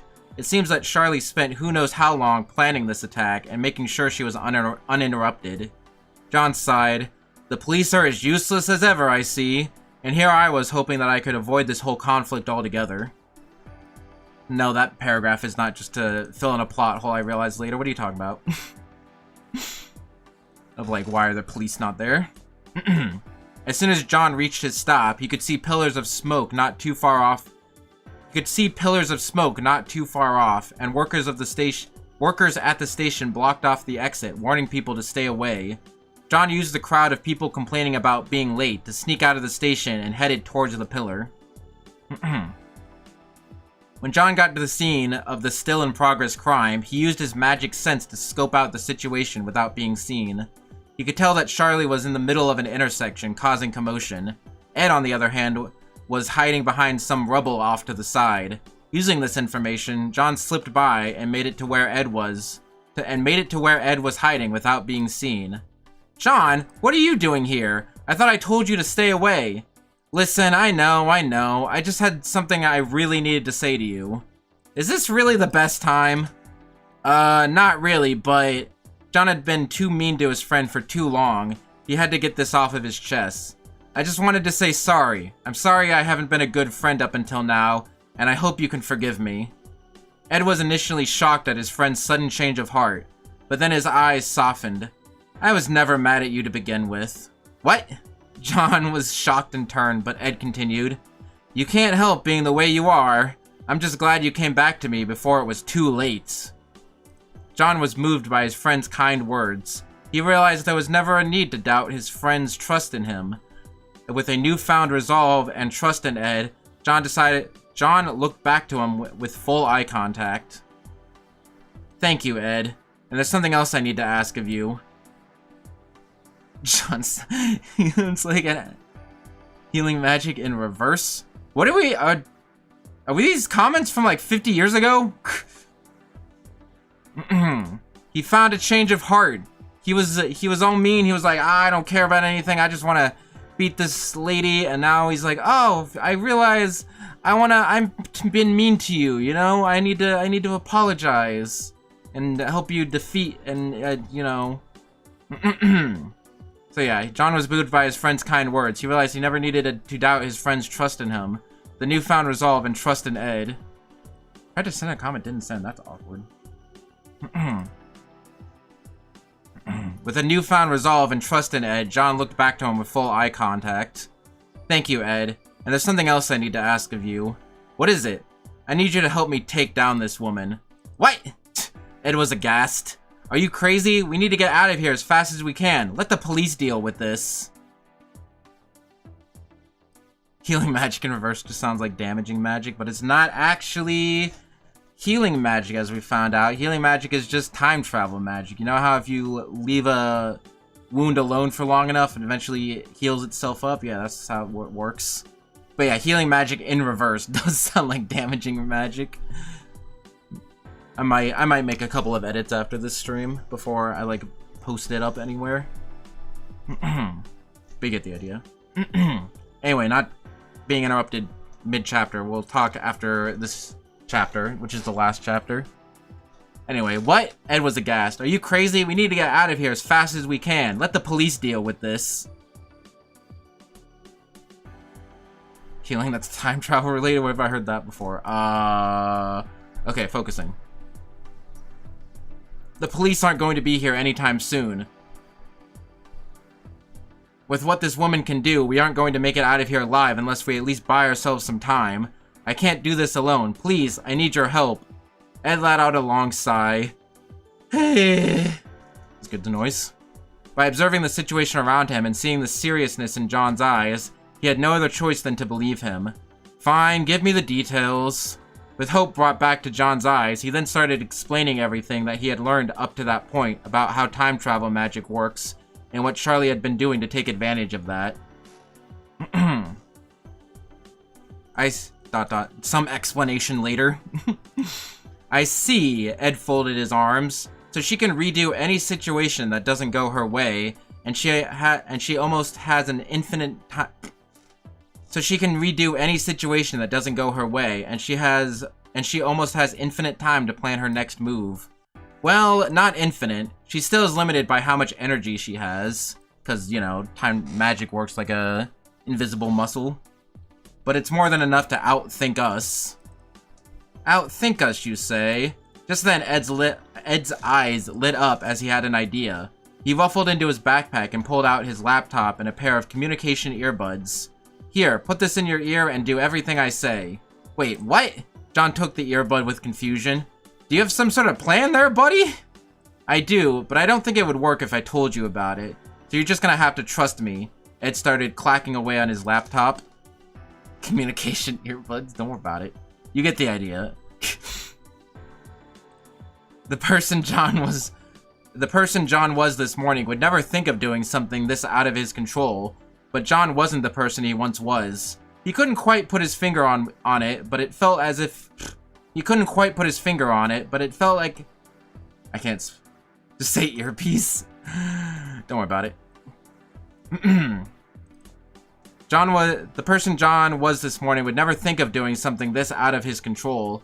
John isn't the person he once was. He couldn't quite put his finger on it, but it felt as if he had...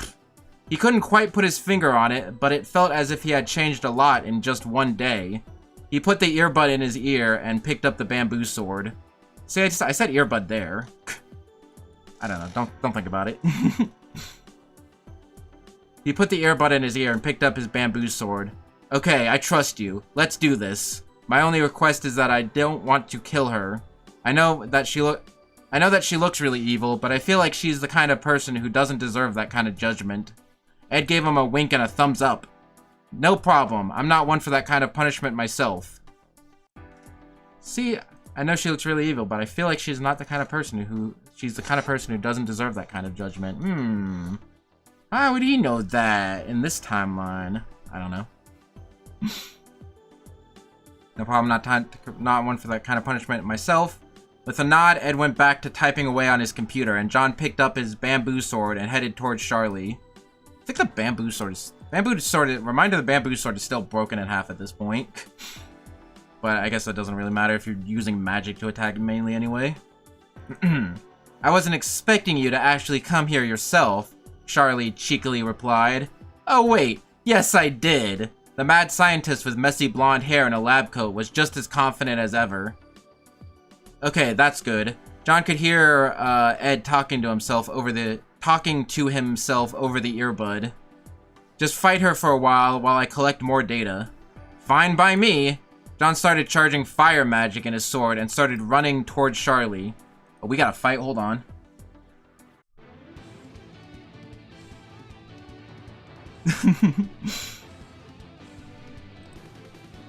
Fine by me. John started charging fire magic in his sword and started running towards Charlie.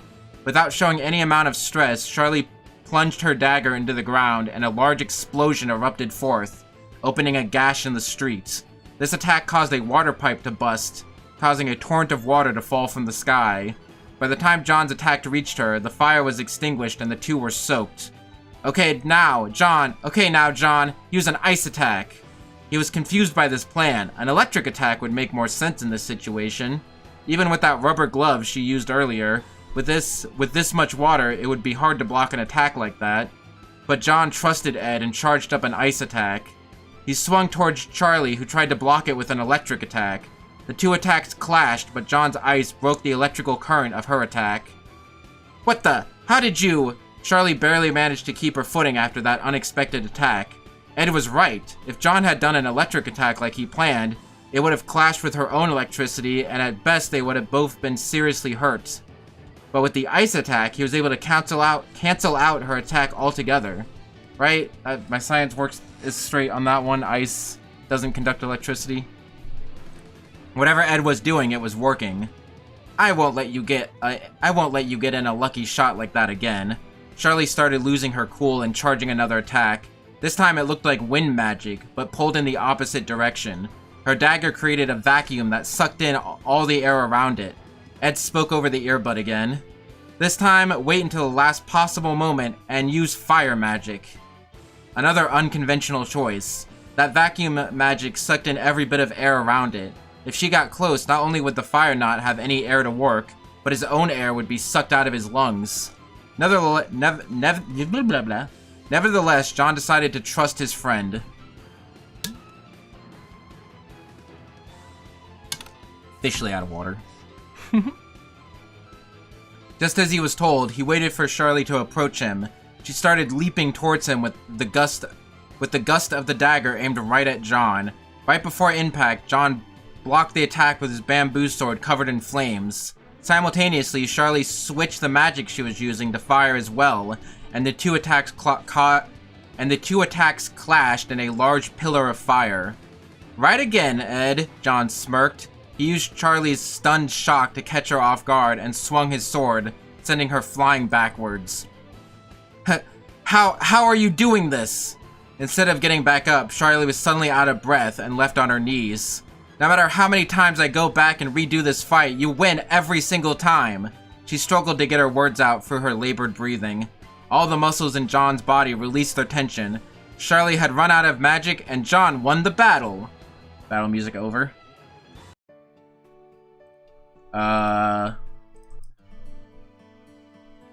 Sure, we'll have happy music.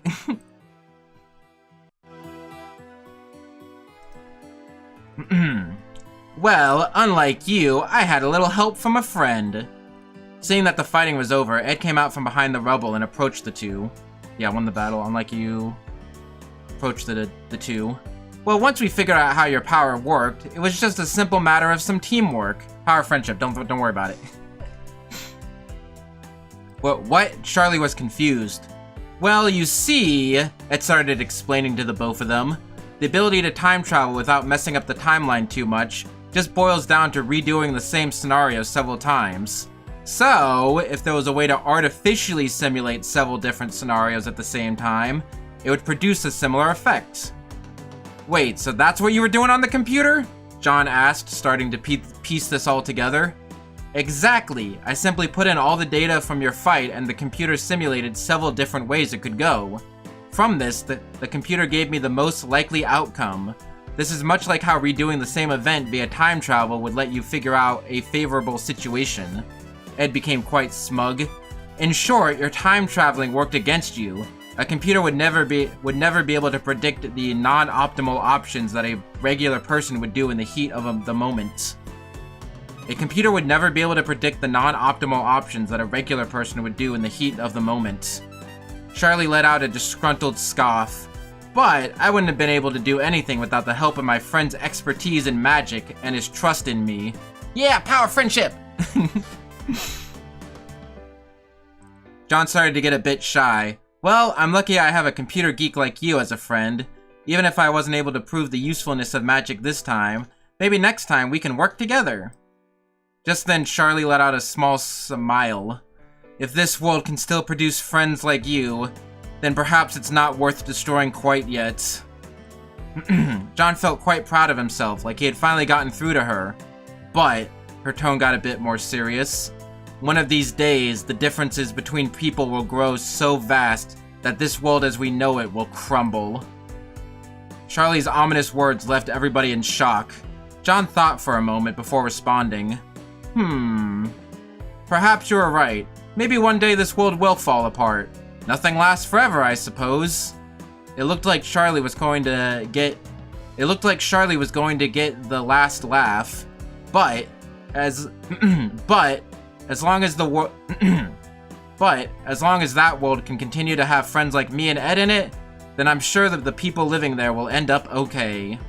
Charlie was left speechless at John's optimism.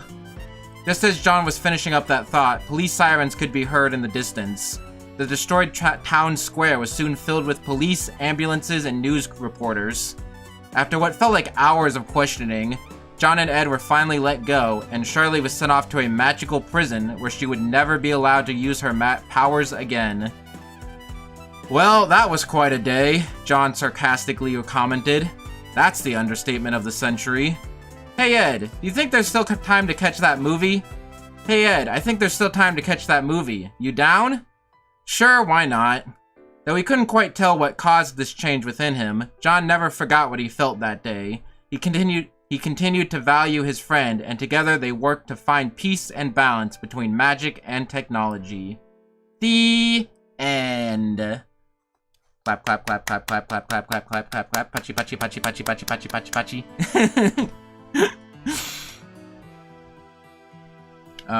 John sounds like an a-hole. Yeah, that was kind of like the story that I was going with. Is that, you know, he was kind of cocky and arrogant, and then throughout the story, like, some part of the timeline kind of, like, crossed through. I was only here for the last, like, 10 minutes, but,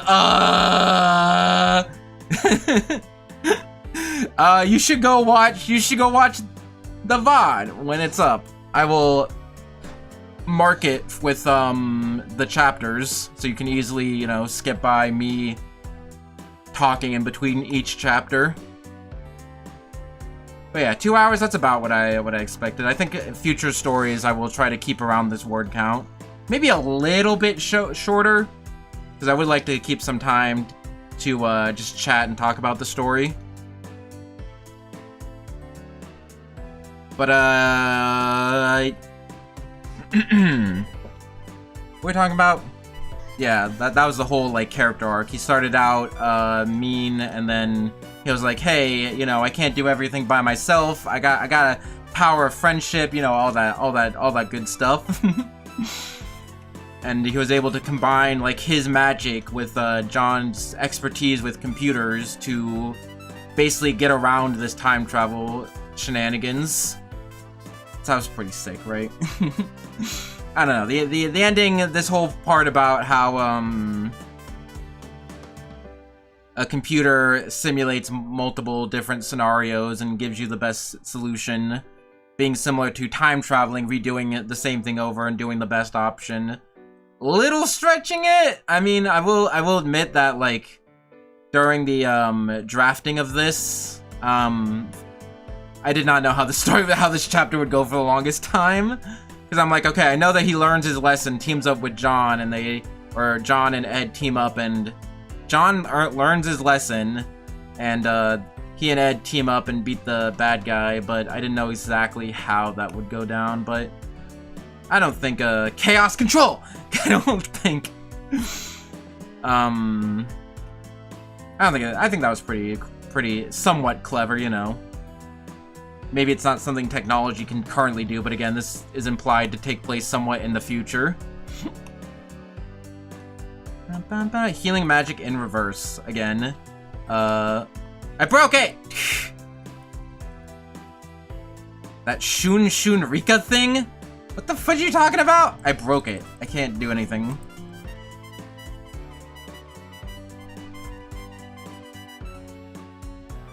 Ah, snap. Something went wrong while displaying this webpage. I'll look it up. I'm sure I know. I'm really bad at, like... Whoop. Did I just ban you? Okay, no, we're good.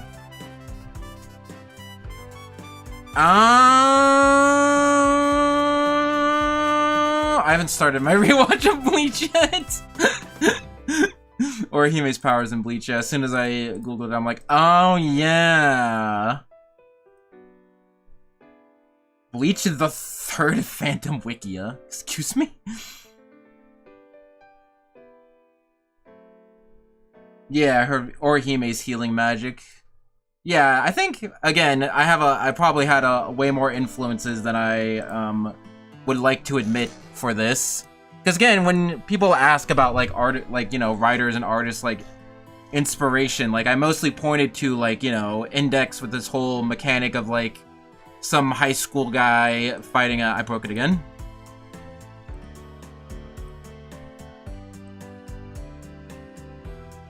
Okay.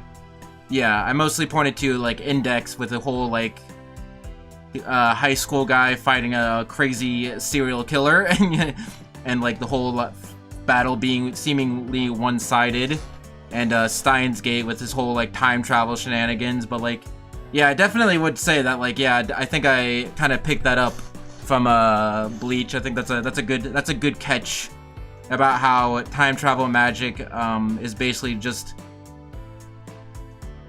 what was that? What did it say? Healing magic isn't based on chemistry or human body. It's a magic that manipulates the flow of time itself. Right? It just speeds up the body's natural ability to heal itself. So in this universe, that's what healing magic is. Isolated time reversal. Actually, not really time reversal. It's not quite like Orihime's powers. Orihime's powers just send things to its previous state, you know, like a rewind. But so this healing magic is a bit more limited in that the fact that it just speeds up the body's natural ability to heal of itself. So theoretically, I guess healing magic in reverse could do the same thing as Orihime's magic, but again, or as Orihime's powers, but that is just time travel magic. So like the idea is like, oh, everyone thought this was healing magic, but actually it's time travel magic.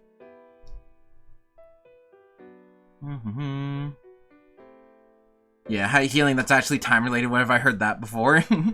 But yeah, I do think like in the back of my head, I think I was thinking about that. So again, good catch. Communication earbuds. Do people know what communication earbuds are? Should I just say earpiece?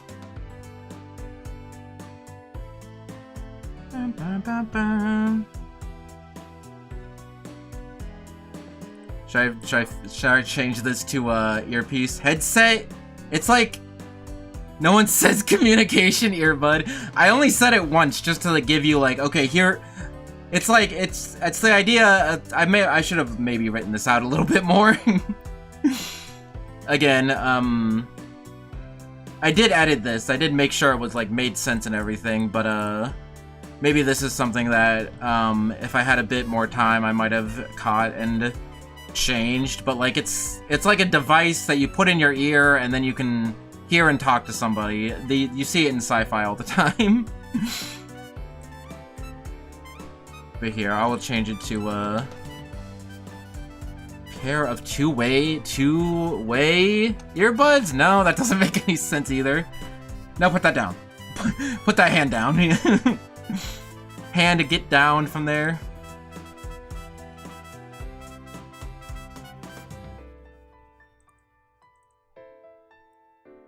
I don't know. I think you can figure it out from context clues. Ruffled into his pack and pulled out his laptop and a pair of earbuds. Here, put this in your ear and do everything I say. Those weird Star Trek communicator. A Bluetooth earpiece. Maybe I think that this is real. I think this thing is real.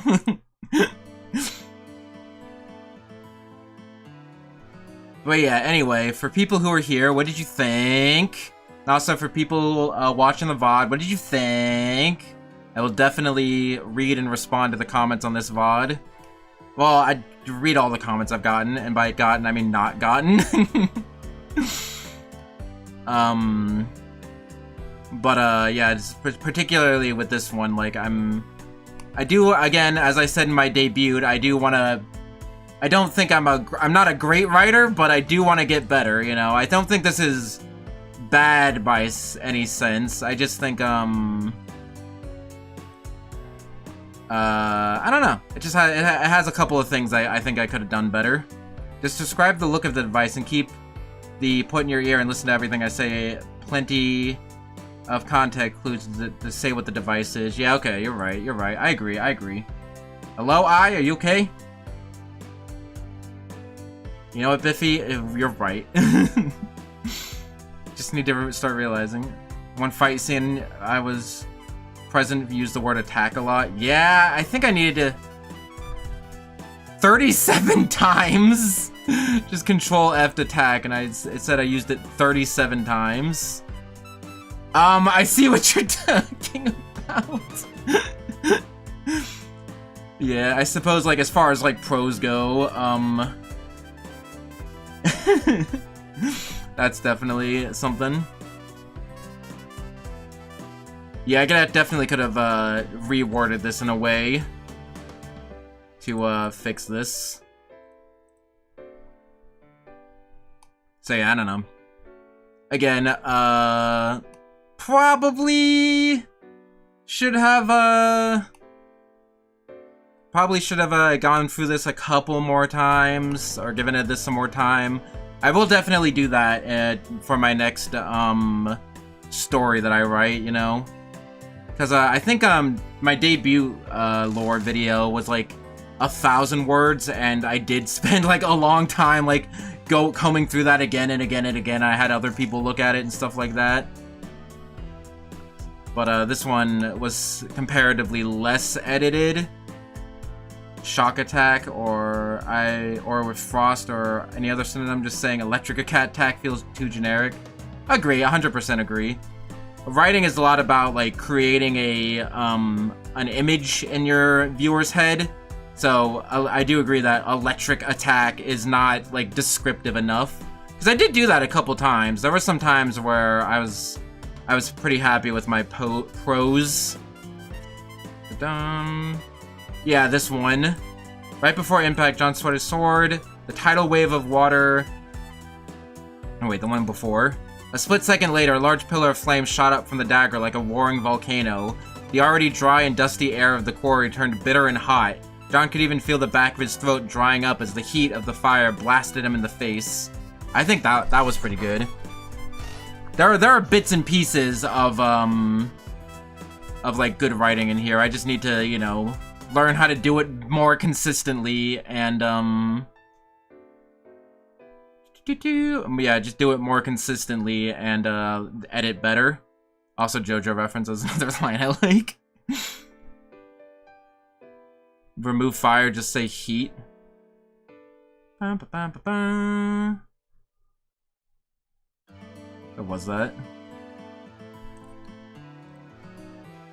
Large pillar of flame. Where did I use fire? I did. Oh, as the heat of the fire blasted him in the face. Is that what you're saying? Blast in the face. Yeah. Hopefully this isn't coming across as mean. Yeah, no, don't worry about it. Don't worry about it. I very much appreciate it. I definitely like a good constructive criticism, because that means like, A, you were paying attention, and B, you care. So that is honestly, yeah, don't worry about sounding mean. Feel free to, after this video, if you want to, after this ends, go through the rest of this story and give me a very long comment, or whatever, however much or little you want, of, telling me everything that's wrong with this story. Heat blasted him in the face, fire feels redundant. That's a good point, yeah.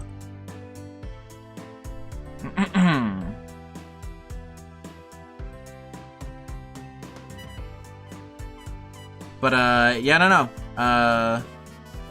Again, I need to, unfortunately don't have the time to write an editorial for you. Yeah, don't worry about it. I appreciate you showing up and, saying what you did. I was just saying, I'm not saying that you have to do anything, obviously. Just saying, I appreciate, it's not coming off as mean, don't worry. But yeah, and what you said I can apply to a lot of other things, like somewhat repetitive wording, having a slightly better prose, stuff like that. Giving it some more edits, I think would make it a lot cool. But I don't think it's too bad. You know what? I honestly, there's some good lines in here. I think it makes sense. I think the plot is very interesting. Again, I mean, that's kind of, that more than anything is kind of like down to personal preference, but like, you know, explaining the magic, explaining the magic system is interesting. This kind of, they go to the ends of the earth, you know? They become like godlike beings and go to the ends of the earth. You know? The battle felt like it could last billions of years, and it did. Like, it's great. Straight up spend like 30 minutes on a thesaurus and replace as many duplicate words as possible, and it will immediately feel better. I agree. I'm gonna write that down. I don't know. I just agree. I will. I do have a list of like cool sounding words. Like I've had like through reading like other stuff and like just watching, just existing, you know. Any kind of time I see like a cool word I'm not quite familiar with, I write it down so I have a big like document of words like that. That's how I got this. Not even the Zephyr of the Clear Day made its way down here. Zephyr, meaning a soft, gentle breeze. Stuff like that, yeah. More of this, I think. You're one of those word book motherfuckers! It's not like a physical book. It's just, when I see an interesting word, I look it up in a dictionary and then copy and paste it onto a document. I can literally show you.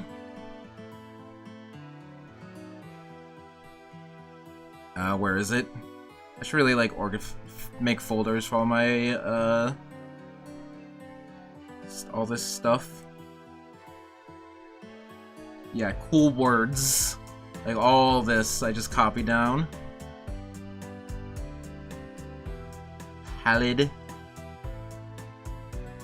See, like I could have put in this word. Jeering. I think I did say jeering. No. I said leering, not jeering. Incandescent. I think I could have used incandescent at some point. Yeah, see, this one I even attribute to ReZero. Vented the flames smoldering inside his chest in an incandescent rage. Dude, that's some good prose. Physical word book with him, and whenever I saw him open it, I would just ask, hey, any new words for penis? And did not appreciate it. Just go ahead. Coup de grace. Embolument. Anyway, you get the idea. Yeah, so I do agree. Meat tube? Meat sock? Meat, okay, we're not gonna do this. Anyway, yeah, so, I'm just trying to think, like, two major things. I think I did explain everything right, okay, you know, like, as far as, like, you know, novice novelist is concerned, I think it's, I think, like, everything makes sense, everything, like, flows together, like, decently nicely. I have a really terrible one. But yeah, I think everything really flows together nicely. I liked this prologue. I think in the future, like if I have like a prologue like this, I should just post it somewhere. Because I think I could have just released this prologue as like a preview. I was saying earlier about how like I'm fine if this gets low views, but I think I could be better at like advertising this better. So I think having this logo. I think I could have talked about it a lot more as well. Because I think I only really brought it up in my self-introduction and put it on my schedule. And I think I did talk about it a couple of times. But I should have like really tried to like shove it in people's faces for lack of a better word. Because I think for stuff like this, like, you know, with something like, oh, I'm playing Kid Icarus Uprising, people are like, oh, I like Kid Icarus Uprising, I'm familiar with that, I know it, I'm interested in this. You know, but with stuff like this, you gotta really give people, like, a reason to care. So I think my advertising of this could have been a lot better. Like, maybe post the prologue somewhere, or, you know, have more promotional images, you know? Like, I think would be cool in the future. I just got a logo this time, but I think would be cool in the future is to have, like, you know, illustrations like a light novel, and then those can be like posted as like advertisements. That's basically what illustrations and light novels are for anyway. Like they depict interesting scenes, so when you're flipping through the book in a bookstore, you're like, ooh, this happens in the story? I want to read about this. You know? Stuff like that. So I think like getting some illustrations to like post around on Twitter and whatnot would be a good idea. And also like just posting a preview of the book, you know, like instead of like giving someone this 2-hour video you to watch to see what this is about, you know, just post how long is this prologue? Yeah, 600 words for the prologue. Like I think the prologue does a decent job of introducing you to the world and everything and the characters and what the story's gonna be like. One of the Mandarin slang for penis into English is, oh no. Read a lot of Chinese translated books. There's various Chinese slang that gets translated into English. Oh no, don't do it. Don't do it. Little brother! Oh no. Oh, I hate that. I think I need to fix my gain. Listening back to some of my other streams. Anyway, I also like because I mean, I didn't think that there'd be a lot of visuals. I knew that I would just have a logo for this. So I didn't necessarily focus on the visuals a lot, but, there's still, like, a character design. Like, yeah, she was a young adult with unkempt, blonde, frizzy hair. Her clothes were messy. She had a, unbuttoned lab coat. I think I did bring that up a couple of times. It's something that I really like that light novels do, to like make writing more anime, is that they really remind you of what the character looks like.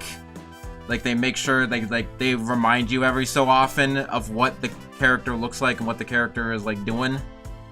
So like I talk about that she has a lab coat there, and then when John first runs into her, he also comments on her lab coat.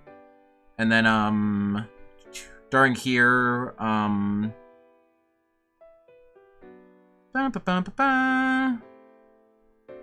Yeah, her lab coat blowing in the echoing winter air, like, that's a good one. You know, that's something I like that light novels do. Oh, I hate that. It's definitely the worst thing I've ever thought. Bald-headed bishop was bad! Frick. But yeah, so... Positive, I think it's interesting. The prologue is really good. Oh, wonderful, it's raining. Okay, real fast, sum up because I don't want the VOD to be too long. We might do I don't know, I might split up streams like this in the future of like just having like one VOD just for reading it and then another VOD just for discussing it, but I don't know. I have time stamps in the description, don't worry. A bad one for anus. Let's stop, please. I would appreciate it. Anyway, ending off the stream. Yeah. Positives. I do like this.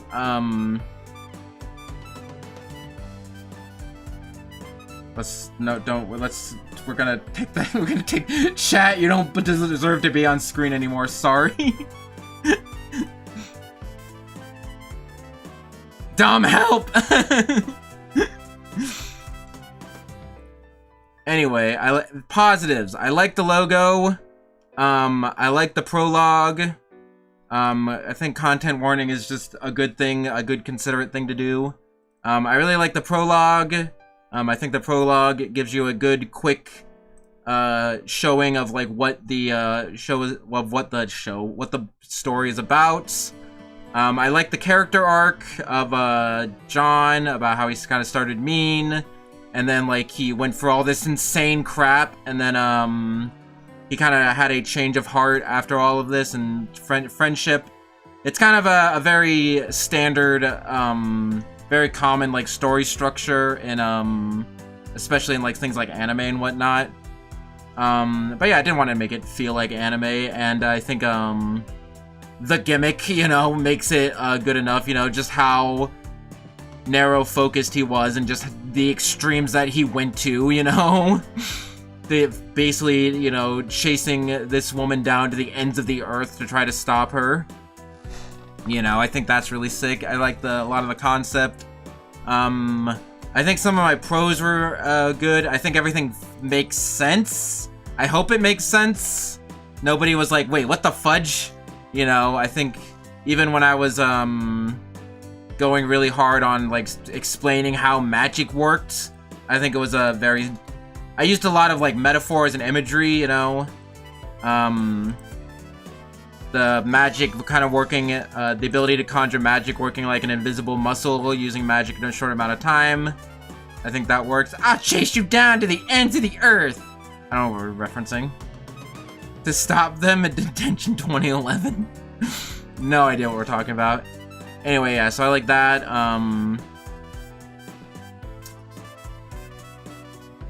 What else? I said something about a string. Yeah, if what he'd been doing up this point... No, hold on, where was that? Yeah, it felt unnatural if you had to put it into words. Healing magic is kind of like pulling a string out of a small opening in a box. If you use too much force, the string will snap and the magic will fail. But as long as you take your time, it's not too hard. Doing magic in the opposite direction, however, is like trying to feed that string back into the box. Unless you do it perfectly, the string will fold over on itself and get tangled. I think that's a very good way to like visually represent Spider-Man. I think that's a good way to visually represent like how weird and unnatural this magic is. Like there's a reason why nobody had figured this out by this point, you know, like they just assumed that, oh yeah, this is healing magic. They didn't really put the pieces together that this was time travel magic, you know. Your description of magic with a string is very close to a wrinkle in time. Copyright infringement? What is a wrinkle in time? 2018? That's very weird. We're gonna call that a coincidence? But yeah, it's like the book. It says it's a. I googled it and it says it's a 2018 movie.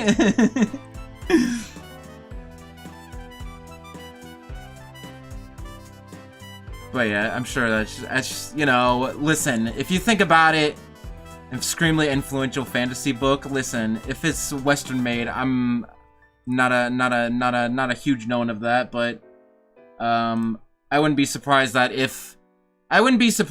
something, again, going back to influences, I wouldn't be surprised that if something that I watched was influenced by that book, and then I was influenced by that, you know, like we were talking about earlier, like my main inspiration was a certain magical index in Steins Gate, but like, again, like there's a lot of other themes, like there's a lot of other like influences that I put in that I wasn't even entirely aware of, you know, like Tevin pointed out that the healing magic being related to time magic is kind of like Orihime from Bleach, you know. So, you know, the thread of influences is very complex.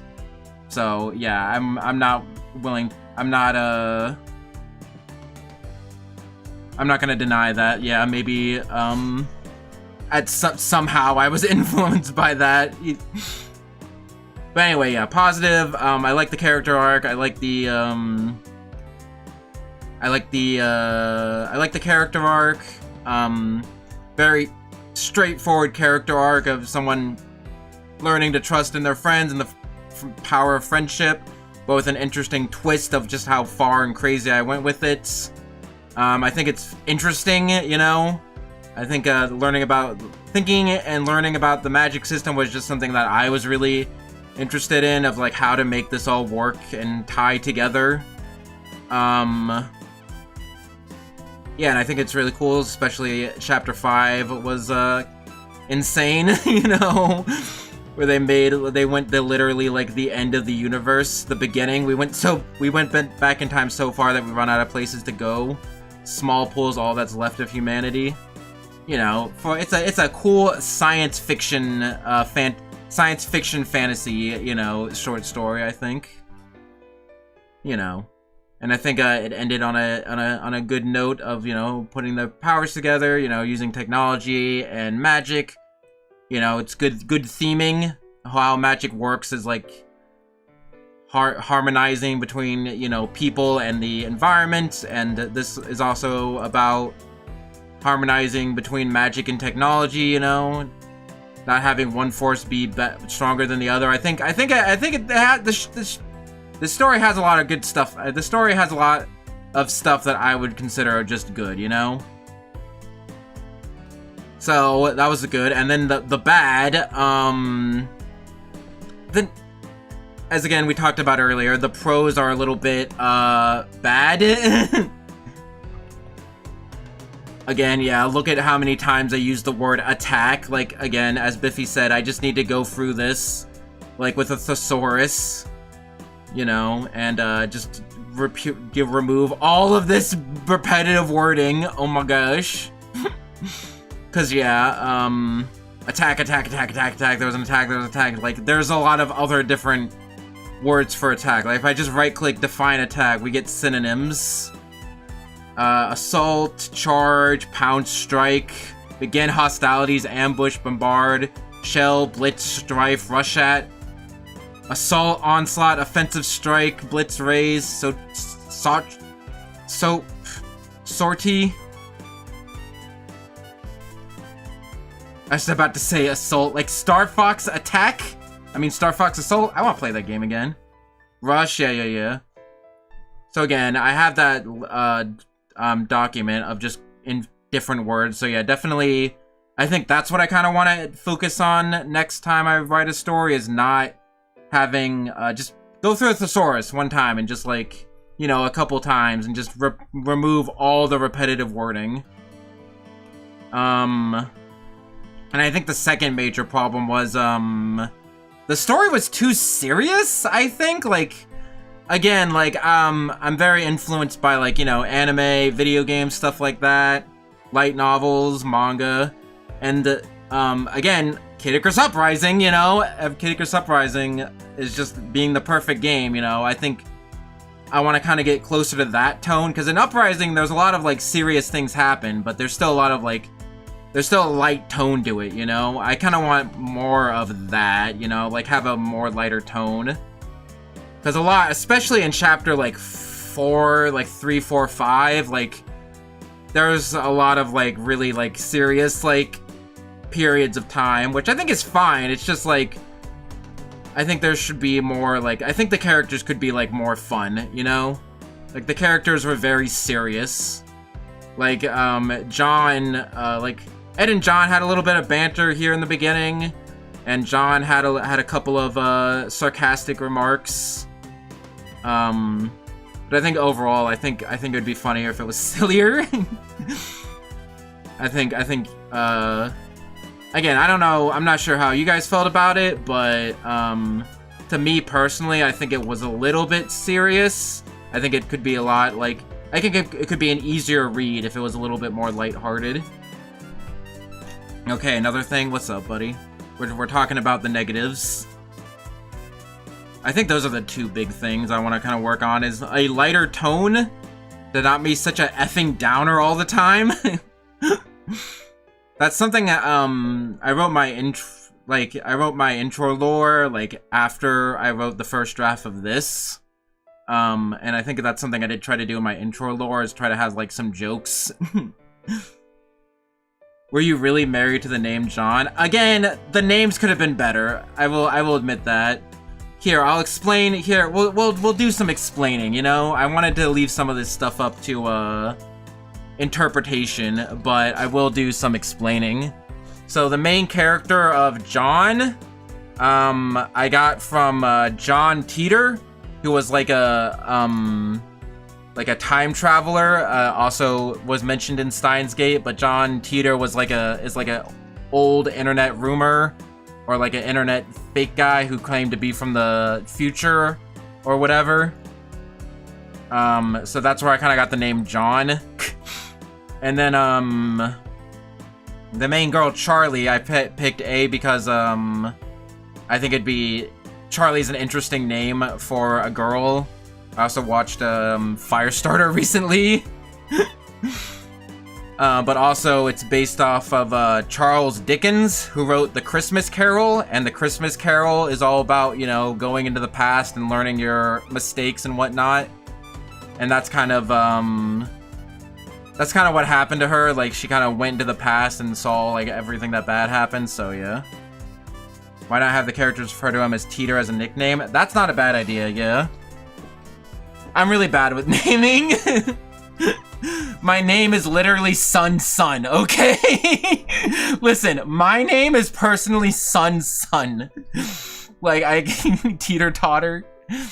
I could have gone a little farther with the names other than just being, you know, because if you don't know that what I'm referencing, it's just John and Charlie, like, and Ed. Ed doesn't have any sort of name. I just couldn't think of anything better for Ed.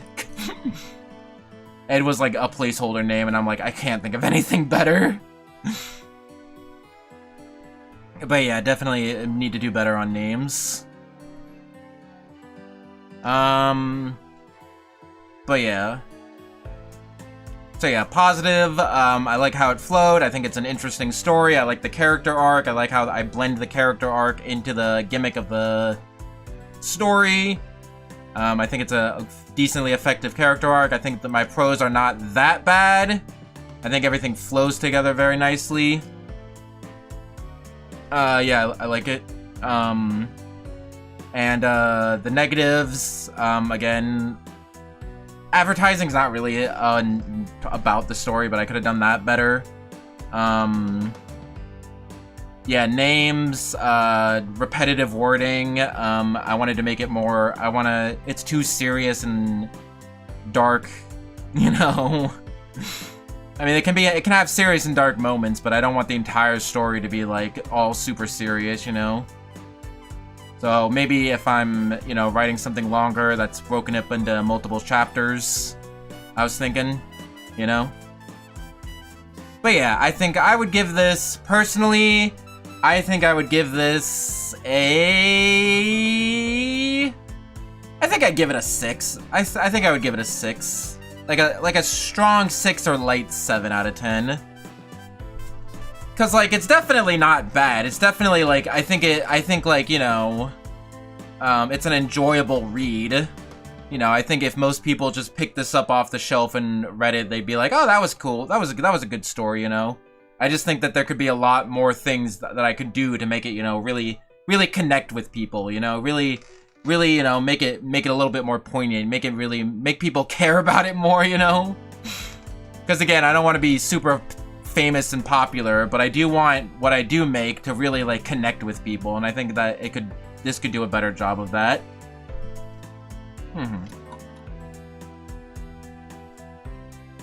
But, you know, I think it's my first original, you know, short story. Again, if you don't count, like, my intro lore. That was, like, a flash fiction, you know? But this is, like, my first full short story. Short story is around, like, 10,000 words. I think it's under 10,000 words, but don't worry about it. Noveletta, this might be closer to. But, yeah, I think it's good. So at the end of the stream, as a congratulations for hitting it out, sticking through it so far, I will say that there's like a billion other stories I want to make. You know, I have like a billion different ideas in my head of all like different types of stories I could make. And I had these thoughts like while I was making this.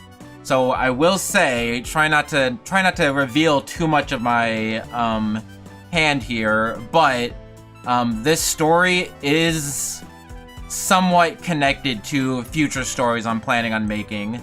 Not like it's a sequel or anything, or like a prequel or anything, but like, you know, we might see the magic system pop up. We might see certain like elements pop up from time to time, you know.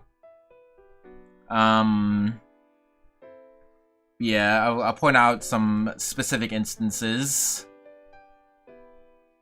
You know, I did sneak in some, you know, little references. You know, you can go. That's motivation to go back and reread it. I'll either, you know, there's this video, or you can go back and watch the VOD, or I will also post this somewhere. I think I'll just give you guys the view-only drive link. I think is what I do. Anyway, yeah, like how the magic system works, about how it's an invisible muscle, you know. Genetics seem to influence what people are good at, you know. That might come into play later on, you know, maybe, I don't know. Also, this hallucination that he saw about a large bird with feathers that were every color of the rainbow. And he was like, oh, I guess that was a hallucination. That, you know, that might be more than a hallucination. I don't know, man. You know, I don't know, man. And also, this moment about how, oh, the world can still produce friends like you. I suppose it's not destroying. But one of these days, differences between people will grow so vast that the world as we know it will crumble. He's like, perhaps you're right, but as long as the world can continue and have friends like me and Ed in it, then I'm sure people living there will end up okay. Wow, we saw Ho-Oh? Surprised that nobody made that comment. But Ho-Oh doesn't actually... The anime just made that up, by the way. Ho-Oh doesn't actually do that. But I don't know, again, I have a lot of different influences, who knows? But yeah, so also, maybe this might come into play later, I don't know. Again, I have like 50 different stories in mind, but you know, maybe there's things to connect all of them, you know? Maybe this is important for the lore of Solaris, you know, of me, Solaris. They made too many Gen 1 Pokemon. I think the anime was just like weirdly delayed. Oh no, Gen 2 was weirdly delayed. Like, it came out like way later than they thought. So like Gen 2 was like almost done by the time the anime started airing, but like it was they still had to delay Gen whatever. They still had to delay it. They had a filler arc in Pokemon. It's a lot of things. Anyway, all I'm saying is you might want to go back and, you know, reread some of this. You know, maybe it has something to do with the deep lore. But, you know, that's all I will say for the moment. I definitely enjoyed writing this. I definitely enjoyed reading it. You know, even if I didn't have a lot of viewers, you know, maybe, again, I didn't advertise this. Maybe I picked a bad time with the Splatfest happening. Or just, you know, maybe it was just awkward in general. A game theory! That's my goal in life, is to have a game theory video made about me and my lore. That's the goal, man. That's the goal. But anyway...